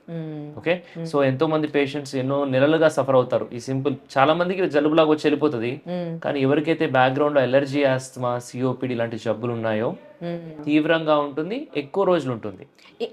ఈ మధ్య కాలంలో ఎక్కువగా చూస్తుందంటే గొంతు అండ్ బాగా కోల్డ్ అయ్యి ఫీవర్ ఉండి చాలా డేస్ ఉంటుంది, అండ్ వాయిస్ పిల్లి కూతల్లాగా వస్తుంది. ఇది కూడా ఒక వైరస్ అండి, చాలా మందిలో చూస్తున్నాయి. ఎన్నో వైరసెస్ ఉన్నాయి మనకి. ఫ్లూ అంటాం చాలా కామన్ గా. ఫ్లూ వైరస్ అనేది చాలా ఫాస్ట్ గా స్ప్రెడ్ అవుతుంది. తర్వాత స్కూల్స్ లో, ఆఫీసెస్ లో ఎక్కడైతే గుంపులు ఉంటాయో అక్కడ ఎక్కువ సర్క్యులేట్ అవుతుంది. ప్రెసెంట్ ఉన్న వైరస్లు ఏంటి? ఇప్పుడు ఇన్ఫ్లుయెన్జా అంటాము, దాని తర్వాత కరోనా వైరసెస్ అంటాము. కరోనా అంటే మన కోవిడ్ కాదు, నార్మల్ కామన్ కోల్డ్ వచ్చే కరోనా వైరసెస్ కూడా ఉన్నాయి. అడినో వైరస్ అని, different types of rhino viruses అని చాలా ఉంటాయి. పారా ఇన్ఫ్లుయెన్జా వైరస్ అని, ఇంకోటి ఆర్ఎస్వి అంటాం, కొంచెం డేంజరస్ వైరస్. ఇది చిన్న పిల్లల్లో ఇన్ఫెక్షన్ వస్తే కొంచెం ప్రాబ్లం క్రియేట్ చేస్తుంది అనమాట. ఓకే, ఆర్ఎస్వి అంటే ఎట్లా సఫర్ అవుతారు పిల్లలు? ఈ ఆర్ఎస్వి వైరస్ అనేది చాలా డేంజరస్. ఎంతో మంది పిల్లలకు ఒకసారి వస్తే అడ్మిషన్ వరకు వెళ్తుంది. సో ఈ వైరల్ ఇన్ఫెక్షన్స్ ఉన్నప్పుడు కేర్ఫుల్గా ఉండాలి. సో వైరసెస్ స్ప్రెడ్ అయ్యి ఒక పర్సన్ నుంచి పర్సన్ కి స్ప్రెడ్ అవుతాయి. ఇంకొన్ని ఫోమైట్ ట్రాన్స్మిషన్ అంటాం. ఇప్పుడు ఫోమైట్ అంటే ఏంటంటే, ఒక ఫోన్ ఉంది, మనం ఫోన్ పట్టుకున్నాం, అదే ఫోన్ ఇప్పుడు మన పిల్లలు పట్టుకున్నారు అనుకోండి, that virus can spread through that. మళ్ళీ వాళ్ళు చేయి ఇట్లా పెట్టుకుంటే అక్కడ అలా కూడా వెళ్ళొచ్చు. ఫ్లూ అలా స్ప్రెడ్ అవుతుంది.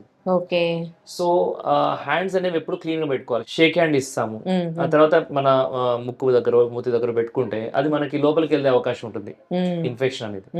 So basic precautions, wearing mask, safe hands అంటాం, అంటే హ్యాండ్స్ షుడ్ బి క్లీన్. దాని తర్వాత వ్యాక్సినేషన్. చాలా మందికి తెలియంది ఏంటి అంటే వ్యాక్సిన్స్ ఉన్నాయని. ఈ ఫ్లూని అరికట్టడానికి, నిమోనియాని తగ్గించడానికి ఫ్లూ వ్యాక్సిన్స్, నిమోనియా వ్యాక్సిన్స్ ఉన్నాయి. చిన్నప్పుడే వేయించాలి. చిన్న పిల్లల నుంచి మొదలు పెడితే, అంటే 6 నెలల పాప నుంచి మొదలు పెడితే పెద్దవారి వరకు ఎవరైనా వేసుకోవచ్చు ఈ ఫ్లూ వ్యాక్సిన్ అనేది. సో ఇదేంటంటే ప్రివెన్షన్ కిందకు వస్తుంది. సో ఎవరైతే ఈ అలర్జీ ఆస్మా కేసెస్ ఉంటాయో, సిఓపిడి, ఐఎల్డి, వయసు 65 సంవత్సరాలు 65 సంవత్సరాలు దాటిన తర్వాత వీళ్ళు ఫ్లూ వ్యాక్సిన్ వేసుకున్నట్టయితే కనుక చాలా వరకు ఈ ఇన్ఫ్లుయెన్జా రావడం తగ్గుతుంది. ఒకవేళ వచ్చినా అది మామూలు కోల్డ్ లాగా వచ్చి వెళ్ళిపోతుంది తప్ప లంగ్స్ కి వెళ్ళి ఇబ్బంది పెట్టదు. కానీ వీటికి కంప్లీట్ క్యూర్ అనేది ఉంటుందండి అలర్జీకి, ఆస్తమాకి? Depends on the type of allergy. ఇప్పుడు ఎలర్జీ అనేది డస్ట్ మైట్స్ వల్ల వస్తుంది. మన హౌస్ డస్ట్ మైట్స్ అంటాం, అందరి ఇళ్లలో ఉంటాయి, కానీ అందరికీ రియాక్షన్ రాదు. ఎవరికైతే ఇమ్యూన్ సిస్టమ్ సరిగా ట్రైన్ అవ్వలేదో వాళ్ళ ఇమ్యూన్ సిస్టమ్ అతిగా రియాక్ట్ అవుతుంది. సో ఆ రియాక్షన్ ప్రాబ్లం అక్కడ, డస్ట్ మైట్ కాదు. Dust mite is there everywhere, but ఆ పర్సనే రియాక్ట్ అవుతున్నాడు ఎందుకంటే తన ఇమ్యూన్ సిస్టమ్ అనేది కొంచెం రాంగ్ ట్రైనింగ్ జరిగింది. సో దాన్ని we can train it right. మళ్ళీ దాన్ని కరెక్ట్ గా ట్రైన్ చేయడానికి ఎలర్జీ ఇమ్యూనోథెరపీ అనే ట్రీట్మెంట్ ఉంది. అందరు ఎలర్జీ పేషెంట్స్ కి ఇవ్వడం కుదరదు. ఎవరికైతే పాజిటివ్ ఉందో, సపోజ్ డస్ట్ కి పాజిటివ్ ఉంది, లేదా పాలెన్ గ్రెయిన్ కి పాజిటివ్ ఉంది. పాలెన్ అంటే మన ఫ్లవర్స్ లోంచి పువ్వు రేణువులు వస్తాయి, పొడి అంటాం అది. దాని తర్వాత కాక్రోచ్ డస్ట్ ఉంటుంది కొంతమందికి ఫంగస్ కి ఎలర్జీ ఉంటుంది. మన ఇంట్లో గోడలకి కొన్నిసార్లు ఆ తడి ఉన్నప్పుడు ఆ తేమ వల్ల ఫంగస్ పెరగవచ్చు. ఆ ఫంగస్ వల్ల కూడా చాలా మందికి ఎలర్జీ వస్తుంది. సో వీటన్నిటి వల్ల కూడా చాలా మంది సఫర్ అవుతుంటారు. ఎంత సఫర్ అవుతారంటే, సింపుల్ ఎలర్జీ అనుకుంటాం మనము, నైట్ నిద్రపోరు. ఎందుకు? నోస్ బ్లాక్ ఉంటుంది. ముక్కు బ్లాక్ ఉన్నప్పుడు చాలా ఇబ్బందిగా అనిపిస్తుంది. సో దాని తర్వాత తుమ్ములు వస్తూ ఉంటాయి mid night, early morning. Fan వేస్తే ప్రాబ్లం, వెంటనే బ్లాక్ అయిపోద్ది. వేయకపోతే ఇంకొక ప్రాబ్లం, వేడిగా ఉంటుంది. సో ఈ విధంగా వాళ్ళు చాలా క్వాలిటీ ఆఫ్ లైఫ్ దెబ్బతింటది. ఎలర్జీ పేషెంట్స్ ఇరిటబుల్ గా ఉంటారు, చికాక్గా ఉంటారు, ఎప్పుడు నోస్ బ్లాక్స్, తుమ్ములు, జలుబు. ఒకలాంటి కొంచెం ఏమైనా కోల్డ్ ఐటమ్స్ తీసుకున్నా, లేదా కొంచెం పులుపు తీసుకున్నా, లేదా కొంచెం ఏమైనా స్ట్రాంగ్ స్మెల్స్ కి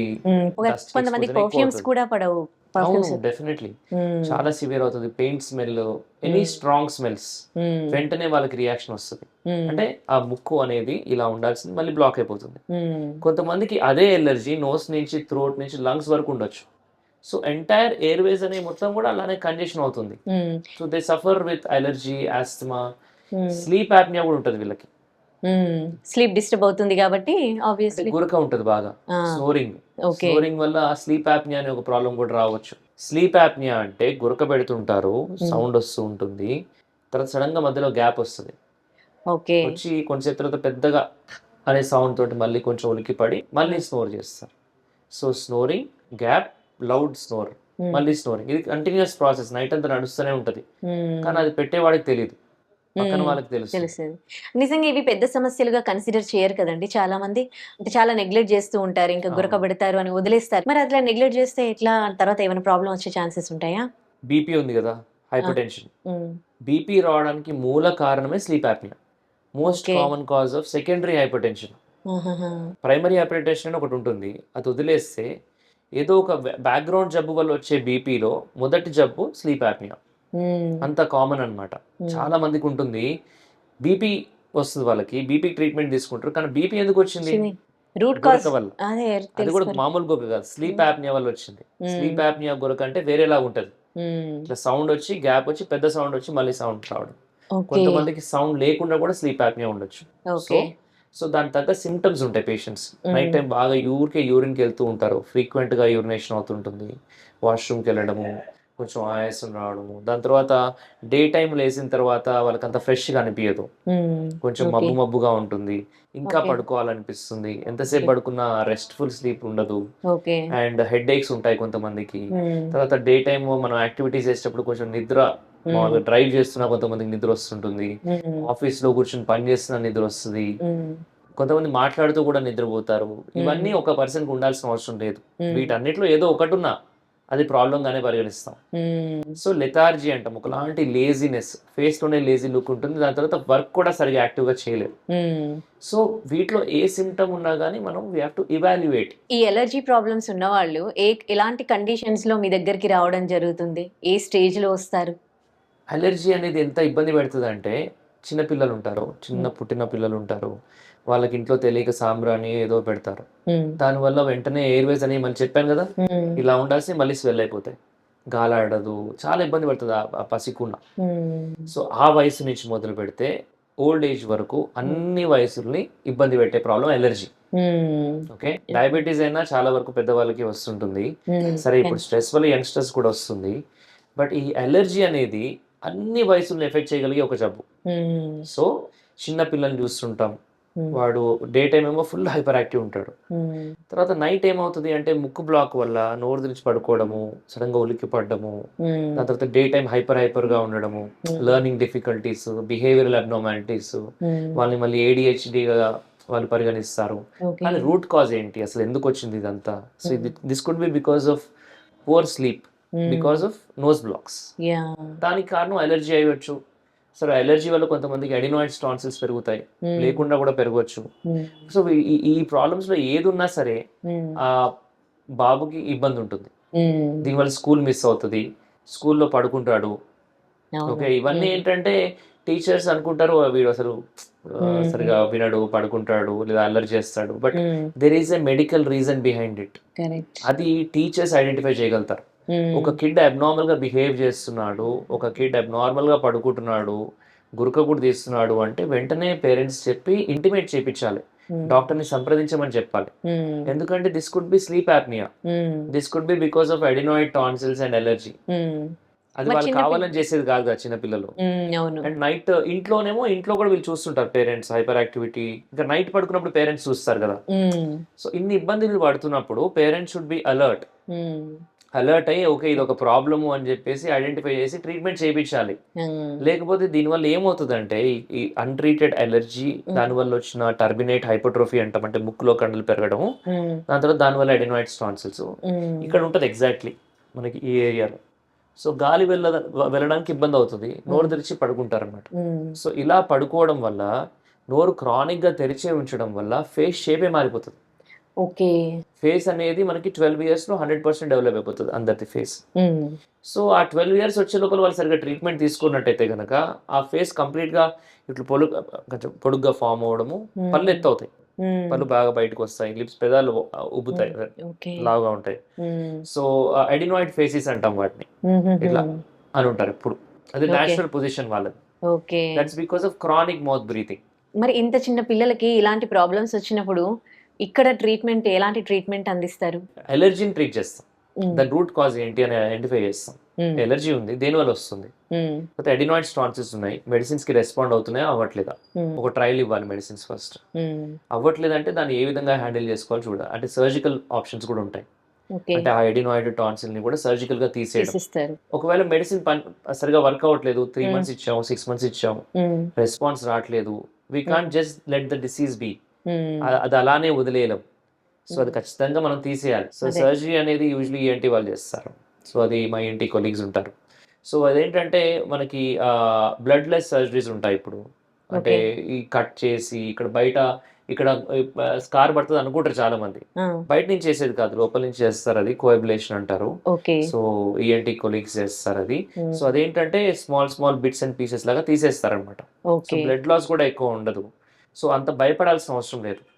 కానీ బిఫోర్ గోయింగ్ ఫర్ సర్జరీ అసలు ప్రాబ్లం ఎందుకు వచ్చింది అనేది కూడా ఐడెంటిఫై చేసి దాన్ని మెడికల్ గా ట్రీట్ చేయగలుగుతామా అనేది కూడా చూస్తాం. So some patients 50% will respond to medicines. కొంతమంది రెస్పాన్స్ అవ్వని వాళ్ళకి సర్జరీ. ఓకే, సో ఇదొకటి అడినాయిడ్ టాన్సిల్ గురించి. వేరేస్ నోస్ లో పెరిగే కండలను చాలా మంది కామన్ గా వింటుంటారు, అంటూ ఉంటారు. సో దీన్ని టర్బినేట్ అంటాం. ఎలర్జీ రావడం వల్ల కొంచెం ఉబ్బుతాయి, అంత మాత్రం దాన్ని కట్ చేయాల్సిన అవసరం లేదు. మెడిసిన్స్ తో ట్రీట్ చేయొచ్చు, చాలా వరకు రెస్పాండ్ అవుతుంది. 90% cases will respond to medicines.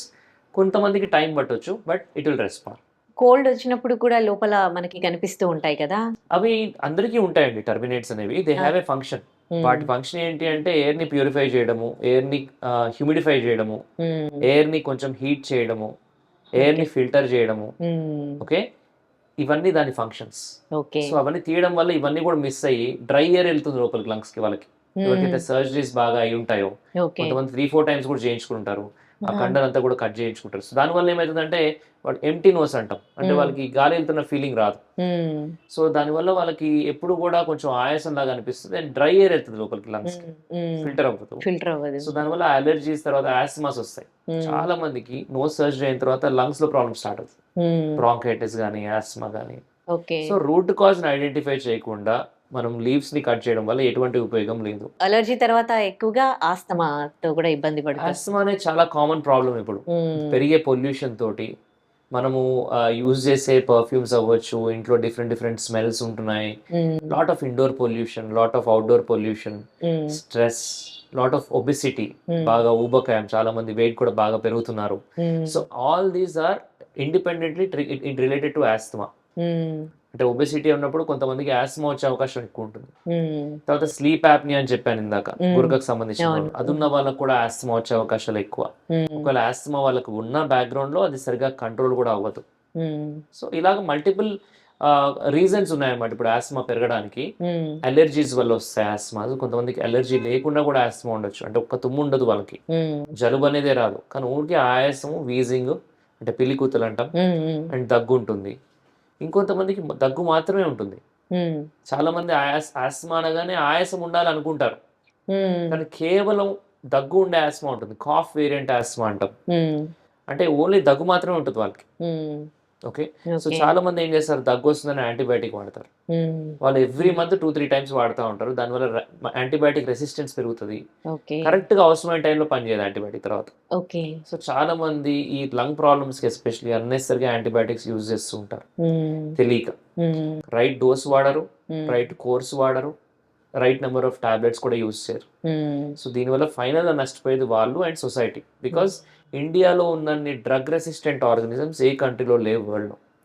Because ఫ్రీగా యాంటీబయాటిక్స్ దొరుకుతున్నాయి బయట మెడికల్ షాప్స్ లో, ప్రిస్క్రిప్షన్ లేకుండా ఇవ్వకూడదని గవర్నమెంట్ రూల్ ఉంది, కానీ ఎంతమంది మెడికల్ షాప్స్ పాటిస్తున్నారు, అది వెరీ లెస్. సో దానివల్ల ఇంకా మన ప్రాబ్లమ్స్ వస్తున్నాయి. సో ఎనీవే, సో ఇవన్నీ కూడా ఆస్మా అనేది పెరగడానికి ముఖ్య కారణాలు అనమాట. ఈ ఆస్మా అనేది డిఫరెంట్ టైప్స్ ఉంటాయి. ప్రెగ్నెన్సీలో ఆస్మా రావచ్చు, చిన్న పిల్లలకు ఆస్మా ఉండొచ్చు, పెద్దవాళ్ళకు ఉండొచ్చు. కొంతమందికి ఎక్సర్సైజ్ ఇండ్యూస్ ఆస్మా అంటాం, అంటే ఎక్సర్సైజ్ చేస్తే మాత్రమే వచ్చే ఆస్మా. వాళ్ళ స్ట్రగ్లింగ్స్ ఎట్లా ఉంటాయండి? వాళ్ళు మీ దగ్గరికి వచ్చినప్పుడు ఏం చెప్తూ ఉంటారు? చాలా సఫర్ అవుతారండి. అంటే లిటరలీ క్రై, అంత ఇబ్బంది. అంటే ఎందుకంటే ఫ్యామిలీ మెంబర్స్ కూడా కొన్నిసార్లు అర్థం కాదు, అందరికీ ఒకేలాగా ఉండదు, కానీ ప్రతి ఒక్కరి స్టోరీ ఒకలాగా డిఫరెంట్ గా ఉంటుంది. ప్రతి దాంట్లో సఫరింగ్ అనేది common.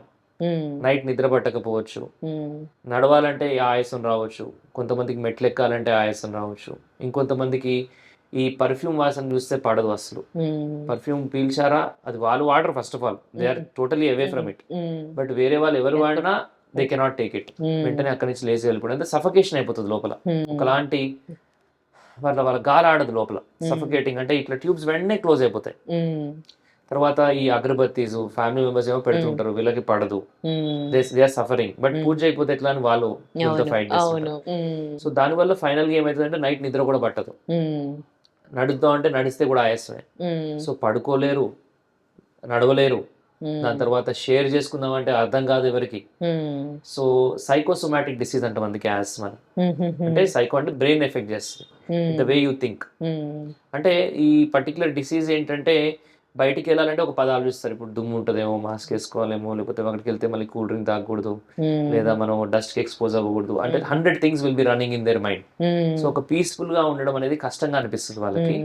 So many things running in mind. ఏదైనా వాతావరణం మారినా ట్రిగ్గరే, వాతావరణం మారినా ఇక్కడ దగ్గు, ఆయాసం, వీజింగ్ వచ్చేస్తాయి. లేదా కొంచెం కోల్డ్ ఐటమ్ ఏమైనా తీసుకున్నా వచ్చేస్తాయి. పొద్దున్నే లేవగానే ఎక్కువ ఉంటుంది, నైట్ ఎక్కువ ఉంటుంది, నిద్ర పట్టదు.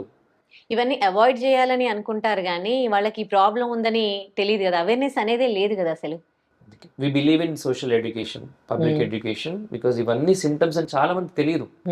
కొంతమంది ఇవన్నీ చూసి వస్తారనమాట, సార్ ఇట్లా నాకు ఈ సిమ్టమ్స్ అన్ని ఉన్నాయి, ఎప్పటి నుంచో ఉన్నాయి, కానీ నార్మల్ అనుకుంటున్నాను నేను, లేదా నా వెయిట్ వల్ల వస్తుంది అనుకుంటున్నాను, లేదా నా ఏజ్ వల్ల వస్తుంది అనుకుంటున్నాను, లేదా మా ఫాదర్కి ఉండేది కాబట్టి నాకు కూడా ఉంది, it's okay, it runs in the family అనుకుంటున్నాను.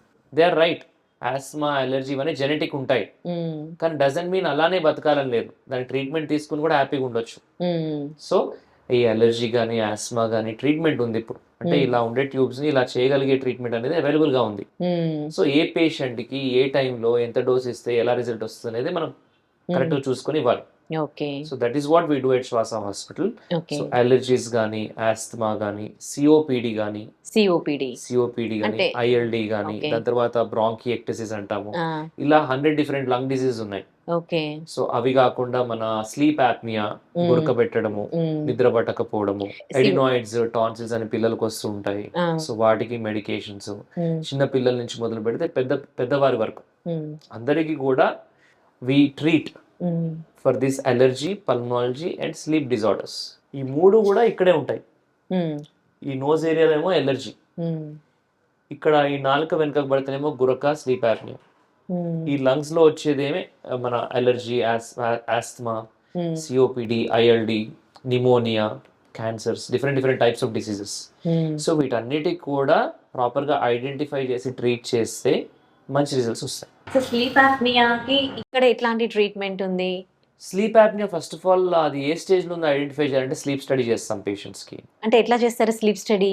నైట్ టైం జరిగే ఈ గురకకి, ఈ గురక మధ్యలో వచ్చే ఈ గ్యాప్ ఏదైతే ఉందో, దాని తర్వాత సడన్ గా అని ఉలికి పడ్డం ఏదైతే ఉందో, దానికి రికార్డ్ చేసే ఒక పరికరం ఉంటుంది, ఒక బెల్ట్ లాగా ఉంటుంది.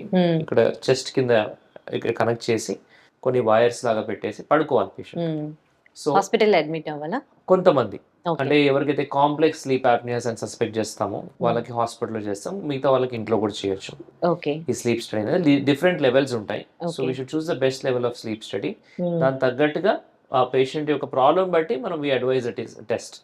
సో ఆ రిపోర్ట్ చూస్తే మనకి తెలుస్తుంది ఎంత సివియర్ గా ఉంది ప్రాబ్లం అనేది, ఎన్నిసార్లు గురక పెడుతున్నాడు, ఎంత లెవెల్లో గురక పెడుతున్నాడు, దాని తర్వాత ఆ గురక పెట్టేటప్పుడు ఎన్నిసార్లు చోక్ అవుతుంది. వాళ్ళకి తెలియదు అవుతున్నట్టు, పక్కన వాళ్ళు కూడా పడుకుని ఉంటారు, వాళ్ళకి తెలియదు. So this will record something that you can measure, you can treat. అంటే మెజర్ చేయడం, ఒక జబ్బుని కొలవడం. సో అది ఈ టెస్ట్ చేసేది.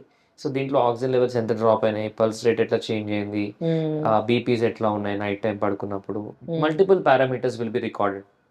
సో దాంతో మనం ఒక కంక్లూజన్కి వచ్చి we treat them with different options. కొంతమందికి ప్రతి ఒక్కరికి కూడా ఈ మయోఫంక్షనల్ థెరపీ అనే ఎక్సర్సైజ్ నేర్పిస్తాము మనం. అంటే ఈ tongue muscles, lips and oral muscles ఏవైతే ఉన్నాయో వాటి ఎక్సర్సైజ్. దాని తర్వాత అది ఫిజియోథెరపీ అంటాం. దాని తర్వాత కొంతమంది డివైజెస్ ఇస్తాం, అంటే నోట్లో పెట్టుకుని పడుకోవాలన్నమాట. అవి పళ్ళలాగా ఉంటాయి చూడడానికి, ఓరోడెంటల్ డివైజెస్ అంటాము. సో ఇట్లా ఉంటాయి అనమాట. సో వాళ్ళు they have to put it inside their mouth and sleep. So ఈ డివైస్ తోటి ఏం చేస్తుందంటే నాలుక వెనకకు పడకుండా ఆపుతుంది. ఓకేనా? సో ఇది మ్యాండిబులర్ అడ్వాన్స్మెంట్ డివైజెస్ అంటాము. ఇంకొంతమందికి ఏంటంటే ఇవన్నీ పనిచేయకపోతే సిప్యాప్ అని ఒక ట్రీట్మెంట్ ఉంటుంది. అంటే తీవ్రత బట్టి ట్రీట్మెంట్ ఉంటుంది. సో సిప్యాప్ అంటే ఏం చేస్తుంది అంటే నైట్ వీళ్ళ నాలుక వెనుకకు పడిపోతుంది, అది పడకుండా ఒక ప్రెషర్ ఇచ్చి ఆపుతుంది. That is CPAP. సో ఇట్లా డిఫరెంట్ ట్రీట్మెంట్ ఆప్షన్స్ ఉన్నాయి స్లీప్ యాప్నియాకి. సో పేషెంట్ యొక్క ప్రాబ్లం బట్టి, వాళ్ళ యొక్క బ్యాక్గ్రౌండ్ ఏవైతే డిసీజెస్ ఉంటాయో అవన్నీ కూడా మనం దృష్టిలో పెట్టుకుని ట్రీట్మెంట్ ఇవ్వడం జరుగుతుంది. ఈ స్లీప్ యాప్నియా ఉన్న వాళ్ళకి దీని గురించి అవేర్నెస్ లేకుండా దాన్ని నెగ్లెక్ట్ చేస్తే ఏమవుతుంది? స్లీప్ యాప్నియా వల్ల చాలా మందికి హార్ట్ అటాక్స్ రావచ్చు. హార్ట్ అటాక్స్, స్ట్రోక్స్, దాని తర్వాత BP, sugar, even lung cancers, breast cancers, prostate cancers, ఇవన్నీ కూడా లింక్ అయినాయి స్లీప్ యాప్నియా తోటి. స్లీప్ యాప్నియా వల్ల చాలా జబ్బులు రావచ్చు. అందరికీ వస్తాయని కాదు, ఏదో ఒక ప్రాబ్లం రావచ్చు అనమాట. ఇండియాలో జరిగే almost 20% of the accidents are directly or indirectly link to sleep apnoea. So అంత common sleep apnoea. 20% of accidents in our country అంటే it's in thousands of cases. వేరే కంట్రీలో స్లీప్ యాప్నియా ఉంది నీకు అంటే నీ లైసెన్స్ క్యాన్సిల్ చేస్తారు. అవునా? Yes. So if you are diagnosed with sleep apnoea they cancel your licence.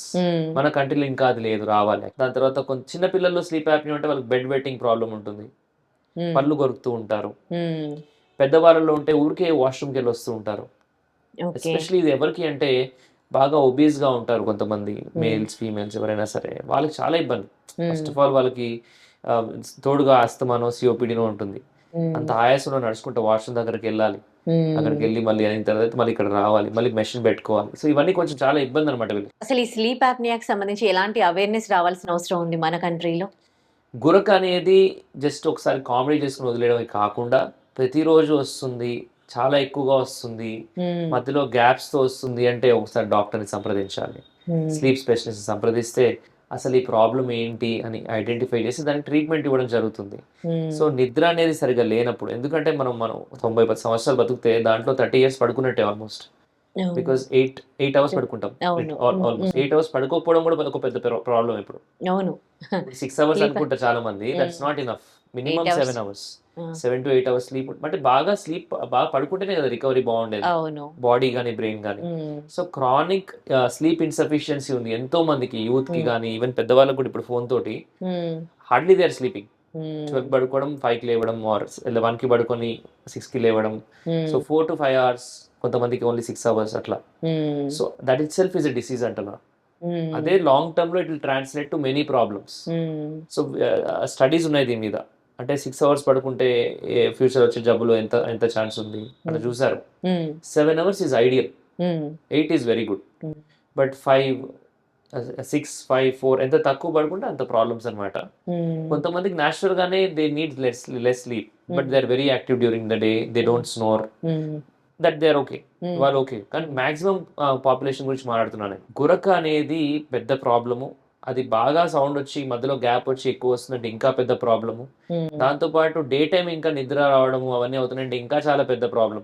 ఇవన్నీ ఉన్నప్పుడు నీకు you can get hyper tension, diabetes, heart attack, strokes any time.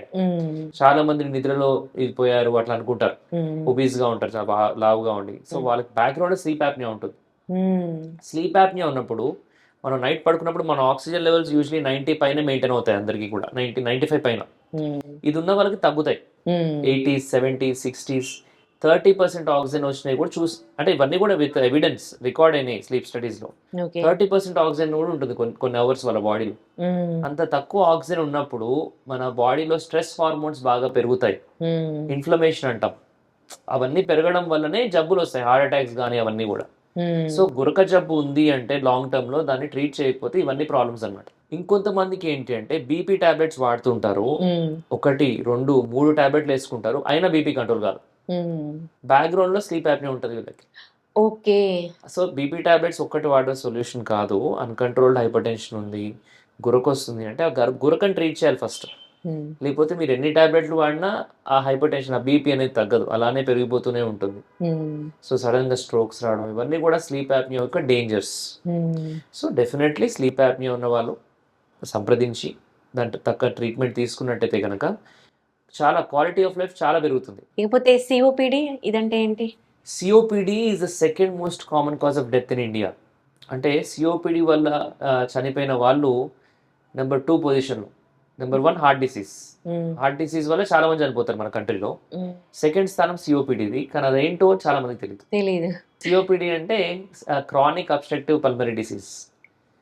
అంటే వాళ్ళ లంగ్స్ ఎట్లా అయిపోతాయంటే, చెప్పడం కంటే చూపిస్తే బాగా అర్థమవుతుంది. ఇవి నార్మల్ లంగ్స్, ఇవి సిఓపిడి లంగ్స్. అందరు మూవీస్ చూసినప్పుడు స్టార్టింగ్ లో ఒక బైట్ వస్తుంది, సో దాంట్లో ఒక దగ్గుతా ఉంటారు, దాని తర్వాత బాగా ఆయాసపడుతుంటారు, స్మోకింగ్ హిస్టరీ ఉంటుంది, ఆ లంగ్స్ ఇలా పిండి చూపిస్తారు. ఓకే, అవన్నీ అందరు చూసే ఉంటారు. సో అది సిఓపిడి. దాన్ని ఎంఫెసిమా అని చెప్పారు అప్పుడు యాడ్ లో. దాన్ని ఎంఫెసిమా అనొచ్చు, క్రానిక్ బ్రాంకైటిస్ అనొచ్చు, సిఓపిడి అనొచ్చు, 3 పేర్లు ఉన్నాయి. సో ఈ ఎంఫెసిమా జబ్బు అనేది ఇలా చేస్తుంది ఊపిరితిత్తుల్ని. అంటే what exactly I mean is, lung అనేది ఒక రబ్బర్ బ్యాండ్ లాగా అనమాట. ఇట్లా సాగుతుంది, మనం బ్రీత్ తీసుకుంటే మళ్ళీ బయటకు వదలగానే నార్మల్ గా చిన్నగా వచ్చేస్తుంది. వాళ్ళకి రాదు, వాళ్ళకి సైజ్ అనేది బాగా పెద్దగా అయిపోయి గాలి పీల్చినా వదిలినా అదే సైజ్ లో ఉంటుంది. సో ఇలానే ఉంటారు ఎప్పుడు, ఇట్లా ఆయాసపడుతూ ఉంటారు ఇట్లా ముందు కూర్చొని. చాలా మంది ఓల్డ్ పీపుల్ చూస్తుంటాం మనము. ఈ మధ్య 40 year olds కూడా వస్తుంది డిసీజ్. సో లంగ్స్ అనేవి బాగా ఉబ్బిపోతాయి ఈ సిఓపిడి అనే జబ్బులో. అండ్ ఆ బబుల్ అవ్వడము, దాని తర్వాత కొంతమందికి ఇది చిన్నగా హోల్ అయితే మళ్ళీ దాంట్లో వాటర్ కానీ లేదా ఎయిర్ చేరడము లంగ్స్ లో. ఇవన్నీ కాంప్లికేషన్స్ అనమాట సిఓపిడివి. చాలా భయంకరమైన జబ్బు. వీళ్ళకి ఎప్పుడు ఆయాసము, దగ్గు, తెమడ వస్తూ ఉంటాయి. ఆస్తమాలో కూడా ఇలానే ఉంటుంది. కానీ సిఓపిడి అనేది యూజువలీ స్మోక్ చేసిన వాళ్ళకి, దాని తర్వాత ఎవరైతే బాగా పొల్యూషన్ కి హెవీగా ఎక్స్పోజ్ అయి ఉంటారో, ఈ industrial dust, industrial gases, smoke వాటికి ఎక్కువ ఎక్స్పోజ్ అయి ఉంటారో వాళ్ళలో ఎక్కువ చూస్తాం. మెన్, ఉమెన్ ఇద్దరికి రావచ్చు. ఈ కట్టెల పొయ్యి మీద వంట చేసే వాళ్ళు ఇంతకుముందు, ఇప్పుడు చేసే తక్కువే మన సౌత్ ఇండియాలో ఎస్పెషలీ. ఇప్పుడు 30 years బ్యాక్ చేసి ఉంటారు వాళ్ళు, కానీ దాని ఎఫెక్ట్ ఇప్పుడు చూపిస్తుంటుంది. సో లంగ్ అనేది స్లోగా డ్యామేజ్ అవుతుంది. 50% ఇదయ్యేంత వరకు మనకి సిమ్టమ్స్ బయటపడవు. It's a very big organ. మొత్తం చెస్ట్ అంతా కూడా లంగే ఉంటుంది ఇక్కడ దాకా మనకి వెనకల కూడా. సో ఇది ఆల్మోస్ట్ 50% కూడా స్మాల్ ఎయిర్వేస్ అనేవి ఇట్లా బ్లాక్ అయ్యేంత వరకు వాళ్ళు రియలైజ్ అవ్వరు. రియలైజ్ అయ్యేటప్పటికి చాలా వరకు డ్యామేజ్ జరుగుంటుంది. Asthma is a reversible disease, COPD is irreversible disease. Okay, మరి ఏంటి పరిస్థితి అలాంటి కండిషన్? అట్లా చెప్పి ట్రీట్మెంట్ లేదని కాదు, చాలా బ్రహ్మాండమైన ట్రీట్మెంట్ ఉంది. దాని యొక్క స్టేజ్, దాని యొక్క తీవ్రత, దాని యొక్క సరౌండింగ్ ప్రాబ్లమ్స్ ని ఐడెంటిఫై చేసి ట్రీట్ చేసినట్టయితే కనుక పేషెంట్ కి చాలా బ్రహ్మాండమైన రిజల్ట్స్ వస్తాయి. సిఓపిడి పేషెంట్స్ కి చాలా మంది ఆస్తమా పేషెంట్స్ ట్రీట్మెంట్ తీసుకోకుండా వాడకుండా ఇన్హేలర్స్ అలా అలా అలా క్రానిక్ గా ఉండి కూడా వాళ్ళు సిఓపిడి లాగా మారే అవకాశం ఉంటుంది. అంటే రివర్సిబుల్ గా ఉండే ఆస్తమా ఇర్రివర్సిబుల్ గా అయ్యే అవకాశం ఉంటుంది. సో ఈ డిసీజెస్ అన్నిటికీ కూడా ఒక డయాగ్నోస్టిక్ మెథడ్ ఉంది. పిఎఫ్టీస్ అంటాం, స్పైరోమెట్రీ అంటాం, అడ్వాన్స్ పిఎఫ్టీస్ అంటాం. వీటితోటి వీ కెన్ ఐడెంటిఫై ఎంతవరకు ఉంది జబ్బు, ఎంత లంగ్ ఎఫెక్ట్ అయింది, తర్వాత ఎక్స్రే సిటీ స్కాన్స్ లో కనిపిస్తుంది లంగ్. దాని తర్వాత ఈ పిఎఫ్టీస్ లోనే ఎట్లా పనిచేస్తుందో తెలుస్తుంది. రెండు ఇంపార్టెంట్. సో దాని ప్రకారం we device a treatment for the patient and accordingly అది ఒకటే కాకుండా we give different other holistic approaches అనమాట పేషెంట్ కి. సో అంటే ఫిజియోథెరపీ కావచ్చు, న్యూట్రిషన్ కావచ్చు, అన్నిటి మీద కూడా ఫోకస్ చేయడం. సో దాని వలన చాలా వరకు ఇంప్రూవ్మెంట్ అవుతుంది. అండ్ సిఓపిడి పేషెంట్స్ కి చాలా మంది చనిపోతారని చెప్పాను నేను యూజువలీ ట్రీట్మెంట్ తీసుకోకపోతే. ఎందుకంటే వాళ్ళకి లంగ్ అటాక్స్ అనే ప్రాబ్లమ్స్ వస్తాయి సడన్ గా. హార్ట్ అటాక్ అని విని ఉంటారు, హార్ట్ ప్రాబ్లమ్స్. లంగ్ అటాక్ అంటాం అంటే లంగ్స్ లో ఉన్న ట్యూబ్స్ అన్ని కూడా ఒకటేసారి చాలా వరకు బ్లాక్ అయిపోతాయి. సో తర్వాత లంగ్స్ బాగా ఉబ్బిపోతాయి, వాళ్ళకి అసలు గాలి అనేది లోపలికి వెళ్ళదు. సో దానివల్ల ఏమవుతుందంటే ఆక్సిజన్ లెవెల్స్ బాగా డౌన్ అవుతాయి అండ్ కార్బన్ డైఆక్సైడ్ లెవెల్స్ బాగా పెరుగుతాయి. సో దానివల్ల అది చాలా ప్రాణాంతకం. సో ఈ లంగ్ అటాక్స్ అనేవి మన దేశంలో చాలా చాలా ఎక్కువగా ఉన్నాయి. అన్ని కంట్రీస్ తో పోలిస్తే ఇండియాలోనే హైయెస్ట్ ఉన్నాయి. హైయెస్ట్ కేసెస్ ఆఫ్ సిఓపిడి కూడా ఇండియాలోనే ఉన్నాయి. Highest amounts of deaths because of COPD కూడా మన ఇండియాలోనే ఉన్నాయి. అంటే అవేర్నెస్ లేకనా లేకపోతే ఎందుకు అంటారు? అంటే ర్యాపిడ్ డిఫారెస్టేషన్, అన్ని ట్రీస్ అన్ని కూడా ఫటాఫటా కట్ చేసి సిటీస్ అయిపోతున్నాయి, ప్లాండ్ గా ఉండట్లేదు, ట్రాఫిక్ ఎక్కువ, పొల్యూషన్ ఎక్కువ, దాని తర్వాత స్మోక్ కూడా చాలా మంది చేస్తున్నారు. అండ్ ఈ ఎన్విరాన్మెంట్ నుంచి కూడా పొల్యూషన్ వస్తుంది. రబ్బర్ టైర్స్ కాలుస్తారు కొంతమంది, ప్లాస్టిక్ కాలుస్తారు. వీటి వల్ల సిఓపిడీనే కాకుండా క్యాన్సర్స్ కూడా రావచ్చు. పొల్యూషన్ గురించి అందరు మాట్లాడుతున్నారు, ఏముందిలే అనుకుంటాం, కానీ air pollution is the thing. దాని వల్ల సగం జబ్బులు వస్తున్నాయి, especially lung diseases, so including cancers. So అలాంటప్పుడు we should talk about it, we should spread awareness about it. Swasa హాస్పిటల్లో ట్రీట్మెంట్స్, శ్వాస ఫౌండేషన్ ద్వారా మేము అవేర్నెస్ చేస్తాం, అవేర్నెస్ క్యాంప్స్ చేస్తాం, ఫ్రీ లంగ్ చెకప్స్ చేస్తాం డిఫరెంట్ ఏరియాస్కి వెళ్ళి. దాని తర్వాత టాక్స్ ఇవ్వడం స్కూల్స్ లో, కాలేజెస్ లో. 2022లో హెల్త్ మినిస్టర్ కూడా రావడం జరిగింది. స్కూల్ తో పాటు మనం డాక్టర్స్ ఫర్ క్లీన్ ఎయిర్ అని ఒక ప్రోగ్రామ్ చేసాం ఇన్ హైదరాబాద్. సో ఈ విధంగా శ్వాస ఫౌండేషన్ చాలా యాక్టివ్ గా పొల్యూషన్ మీద ఎప్పటి నుంచో ప్రోగ్రామ్స్ అనేది చేయడం జరుగుతుంది, అవేర్నెస్ వీడియోస్ చేయడం జరుగుతుంది. ఈవెన్ మనం రీసెంట్లీ మెట్రో స్టేషన్ లో కూడా ఒకటి చేయడం జరిగింది awareness for this air pollution, హైటెక్ సిటీ మెట్రో స్టేషన్ లో. సో ఈ విధంగా మా సైడ్ నుంచి అంటే treat one aware all, that is our chairman's message.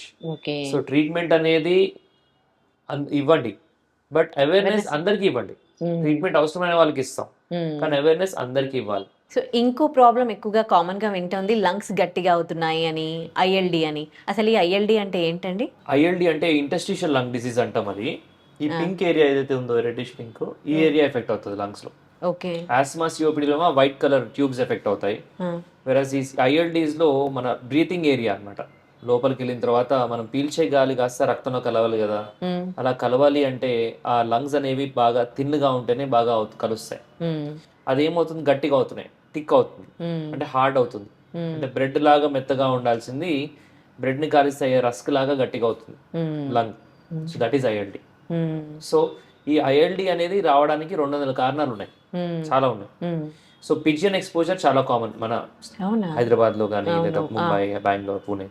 So ఈ సిటీస్ లో అపార్ట్మెంట్స్ చుట్టూ పిజియన్స్ రావడం, ఆ పిజియన్ ఫెదర్ వల్ల, దాని తర్వాత పిజియన్ యొక్క మోషన్, దాని యొక్క కూప్ అంటాం, డ్రాపింగ్స్. సో దాంట్లో ఉండే ప్రోటీన్స్ వల్ల, వీటి వల్ల చాలా మందికి లంగ్స్ ఎఫెక్ట్ అవుతున్నాయి. ఎలా అయితే ఎలర్జీ ఉంటే మనకు ర్యాషెస్ వస్తాయో మన స్కిన్ పైన, ఈ హైపర్ సెన్సిటివిటీ ఇమ్యూనైటిస్ అనే ఒక ఐఎల్డి ఉన్నప్పుడు మన లంగ్స్లో ఈ ఏరియాస్ అన్నిట్లో కూడా దాని తర్వాత ఆ పర్టికులర్ ఆల్వియోలే అంటాం, అక్కడంతా కూడా చిన్న చిన్న ర్యాషెస్ లాగా డెవలప్ అవుతాయి అనమాట. సో అదే ఐఎల్డి అంటాం. సో ఇది పిజియన్ డ్రాపింగ్స్ వల్ల కొంతమందికి వస్తుంది, వేరే బర్డ్స్ వల్ల కూడా కొన్ని రావచ్చు. దాని తర్వాత ఈ ఫ్యాక్టరీస్ లో కొంతమంది వర్క్ చేసే వాళ్ళకి రావచ్చు, ఈ కాటన్ ఇండస్ట్రీస్ కానీ different sugar cane industries, 100 different industries లో పనిచేసే వాళ్ళకి రావచ్చు అండి. అన్ని రకాల ఐఎల్డీస్ ఉన్నాయి. వేరే ఏంటంటే కీళ్ళవాతం తెలుసా మీకు, రిమోటాయిడ్ ప్రాబ్లమ్స్ అంటాం, అది కొంతమందికి లంగ్స్ కి కూడా వస్తుంది. సో అదొక టైప్ ఆఫ్ ఐఎల్డి, దాన్ని కనెక్టివ్ టిష్యూ డిసీజ్ ఐఎల్డి అంటాం. దాని తర్వాత కొంతమందికి గ్యాస్ట్రిక్ ప్రాబ్లమ్స్ వల్ల ఐఎల్డి వస్తుంది, అంటే క్రానిక్ గా వాళ్ళకి గ్యాస్ట్రిక్ ఇష్యూస్ వల్ల. సో ఈ విధంగా చాలా కారణాలు ఉన్నాయి. సో వీళ్ళలో సిమ్టమ్స్ ఎట్లా ఉంటాయంటే దగ్గు, ఆయాసం. ఆయాసం అనేది స్లోగా స్టార్ట్ అవుతుంది, ఫస్ట్ దగ్గు ఉంటుంది. దగ్గు క్రానిక్ గా అంటే కొన్ని నెలల పాటు దగ్గు, కొన్ని సంవత్సరాల పాటు దగ్గు. దగ్గు ఎంత ఉంటుందంటే చాలా మంది కాఫ్ సిరప్స్ బాటిల్స్ వాడేసి ఉంటారు, ఎందుకు వస్తుందో తెలియక. కొంతమంది యాంటీబయాటిక్స్ కూడా వాడుతుంటారు, కానీ ఇవేవి పనిచేయవు దాంట్లో. సో ఐఎల్డి అనేది ఎందుకు వస్తుందో కనుక్కోవాలి, దాని తగ్గట్టుగా మనం ట్రీట్మెంట్ తీసుకున్నట్టయితే కనుక అది అట్లీస్ట్ ఇంకా ముందుకు వెళ్లకుండా ఉంటుంది ఐఎల్డి అనే జబ్బు. సో దానికి కారణం తెలుసుకోవాలి, దానికి తగ్గట్టుగా ట్రీట్మెంట్ ఇచ్చినట్టయితే కనుక చాలా మంచి రిజల్ట్స్ వచ్చే అవకాశం ఉంటుంది. సో ఐఎల్డి అనేది యూజువలీ కొంచెం పెద్దవాళ్ళకి వస్తుంది, కానీ ఈ పిజియన్స్ వాటికి ఎక్స్పోజ్ అయితే కొంతమంది పిల్లల్లో కూడా ఐఎల్డి చూసాము. సో పిజియన్స్ కి ఫీడ్ చేసే ఇది ఉంటే కనుక అది ఆపడం బెటరు. వాటి న్యాచురల్ హ్యాబిటాట్ లో అవి ఉండాలి, వాటి న్యాచురల్ ఫుడ్ అవి తినాలి. ఈ అన్యాచురల్ ఫుడ్ ఇవన్నీ ఇవ్వడం వల్ల దాని గట్లో ప్రోటీన్స్ మారుతున్నాయి, దానివల్ల మనకి చాలా మందికి రెస్పిరేటరీ ఇష్యూస్ వస్తున్నాయి. సో అదొక మెసేజ్ అనమాట. చాలా మంది పిజియన్ ఎవరైతే దగ్గర ఉన్నారో దూరంగా ఉండండి.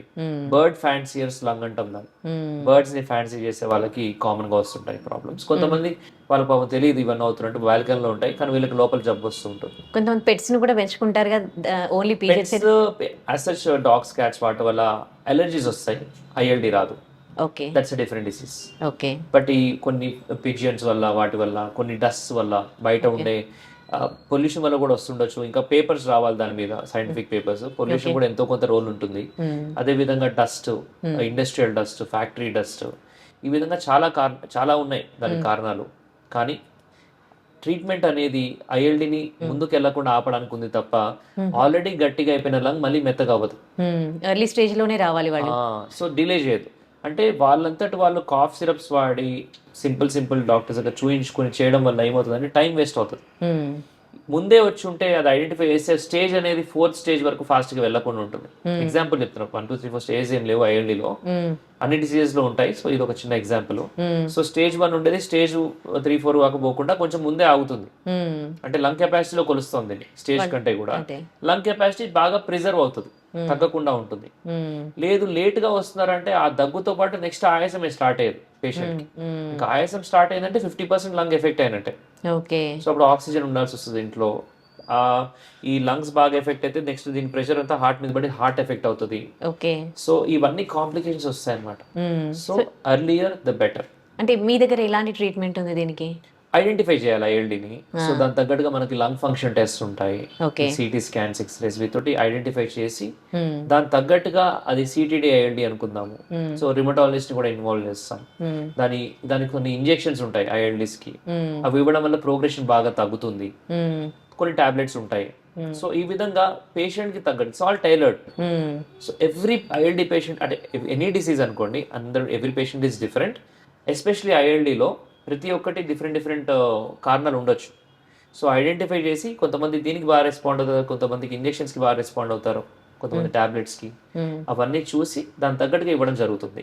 దాంతోపాటు వాళ్ళకి ఫిజియోథెరపీ నేర్పించడము, ఈ ఫ్రీక్వెంట్ ఇన్ఫెక్షన్స్ రాకుండా వ్యాక్సిన్స్ ఇవ్వడము, ఇవన్నీ కూడా చేయడం జరుగుతుంది అనమాట.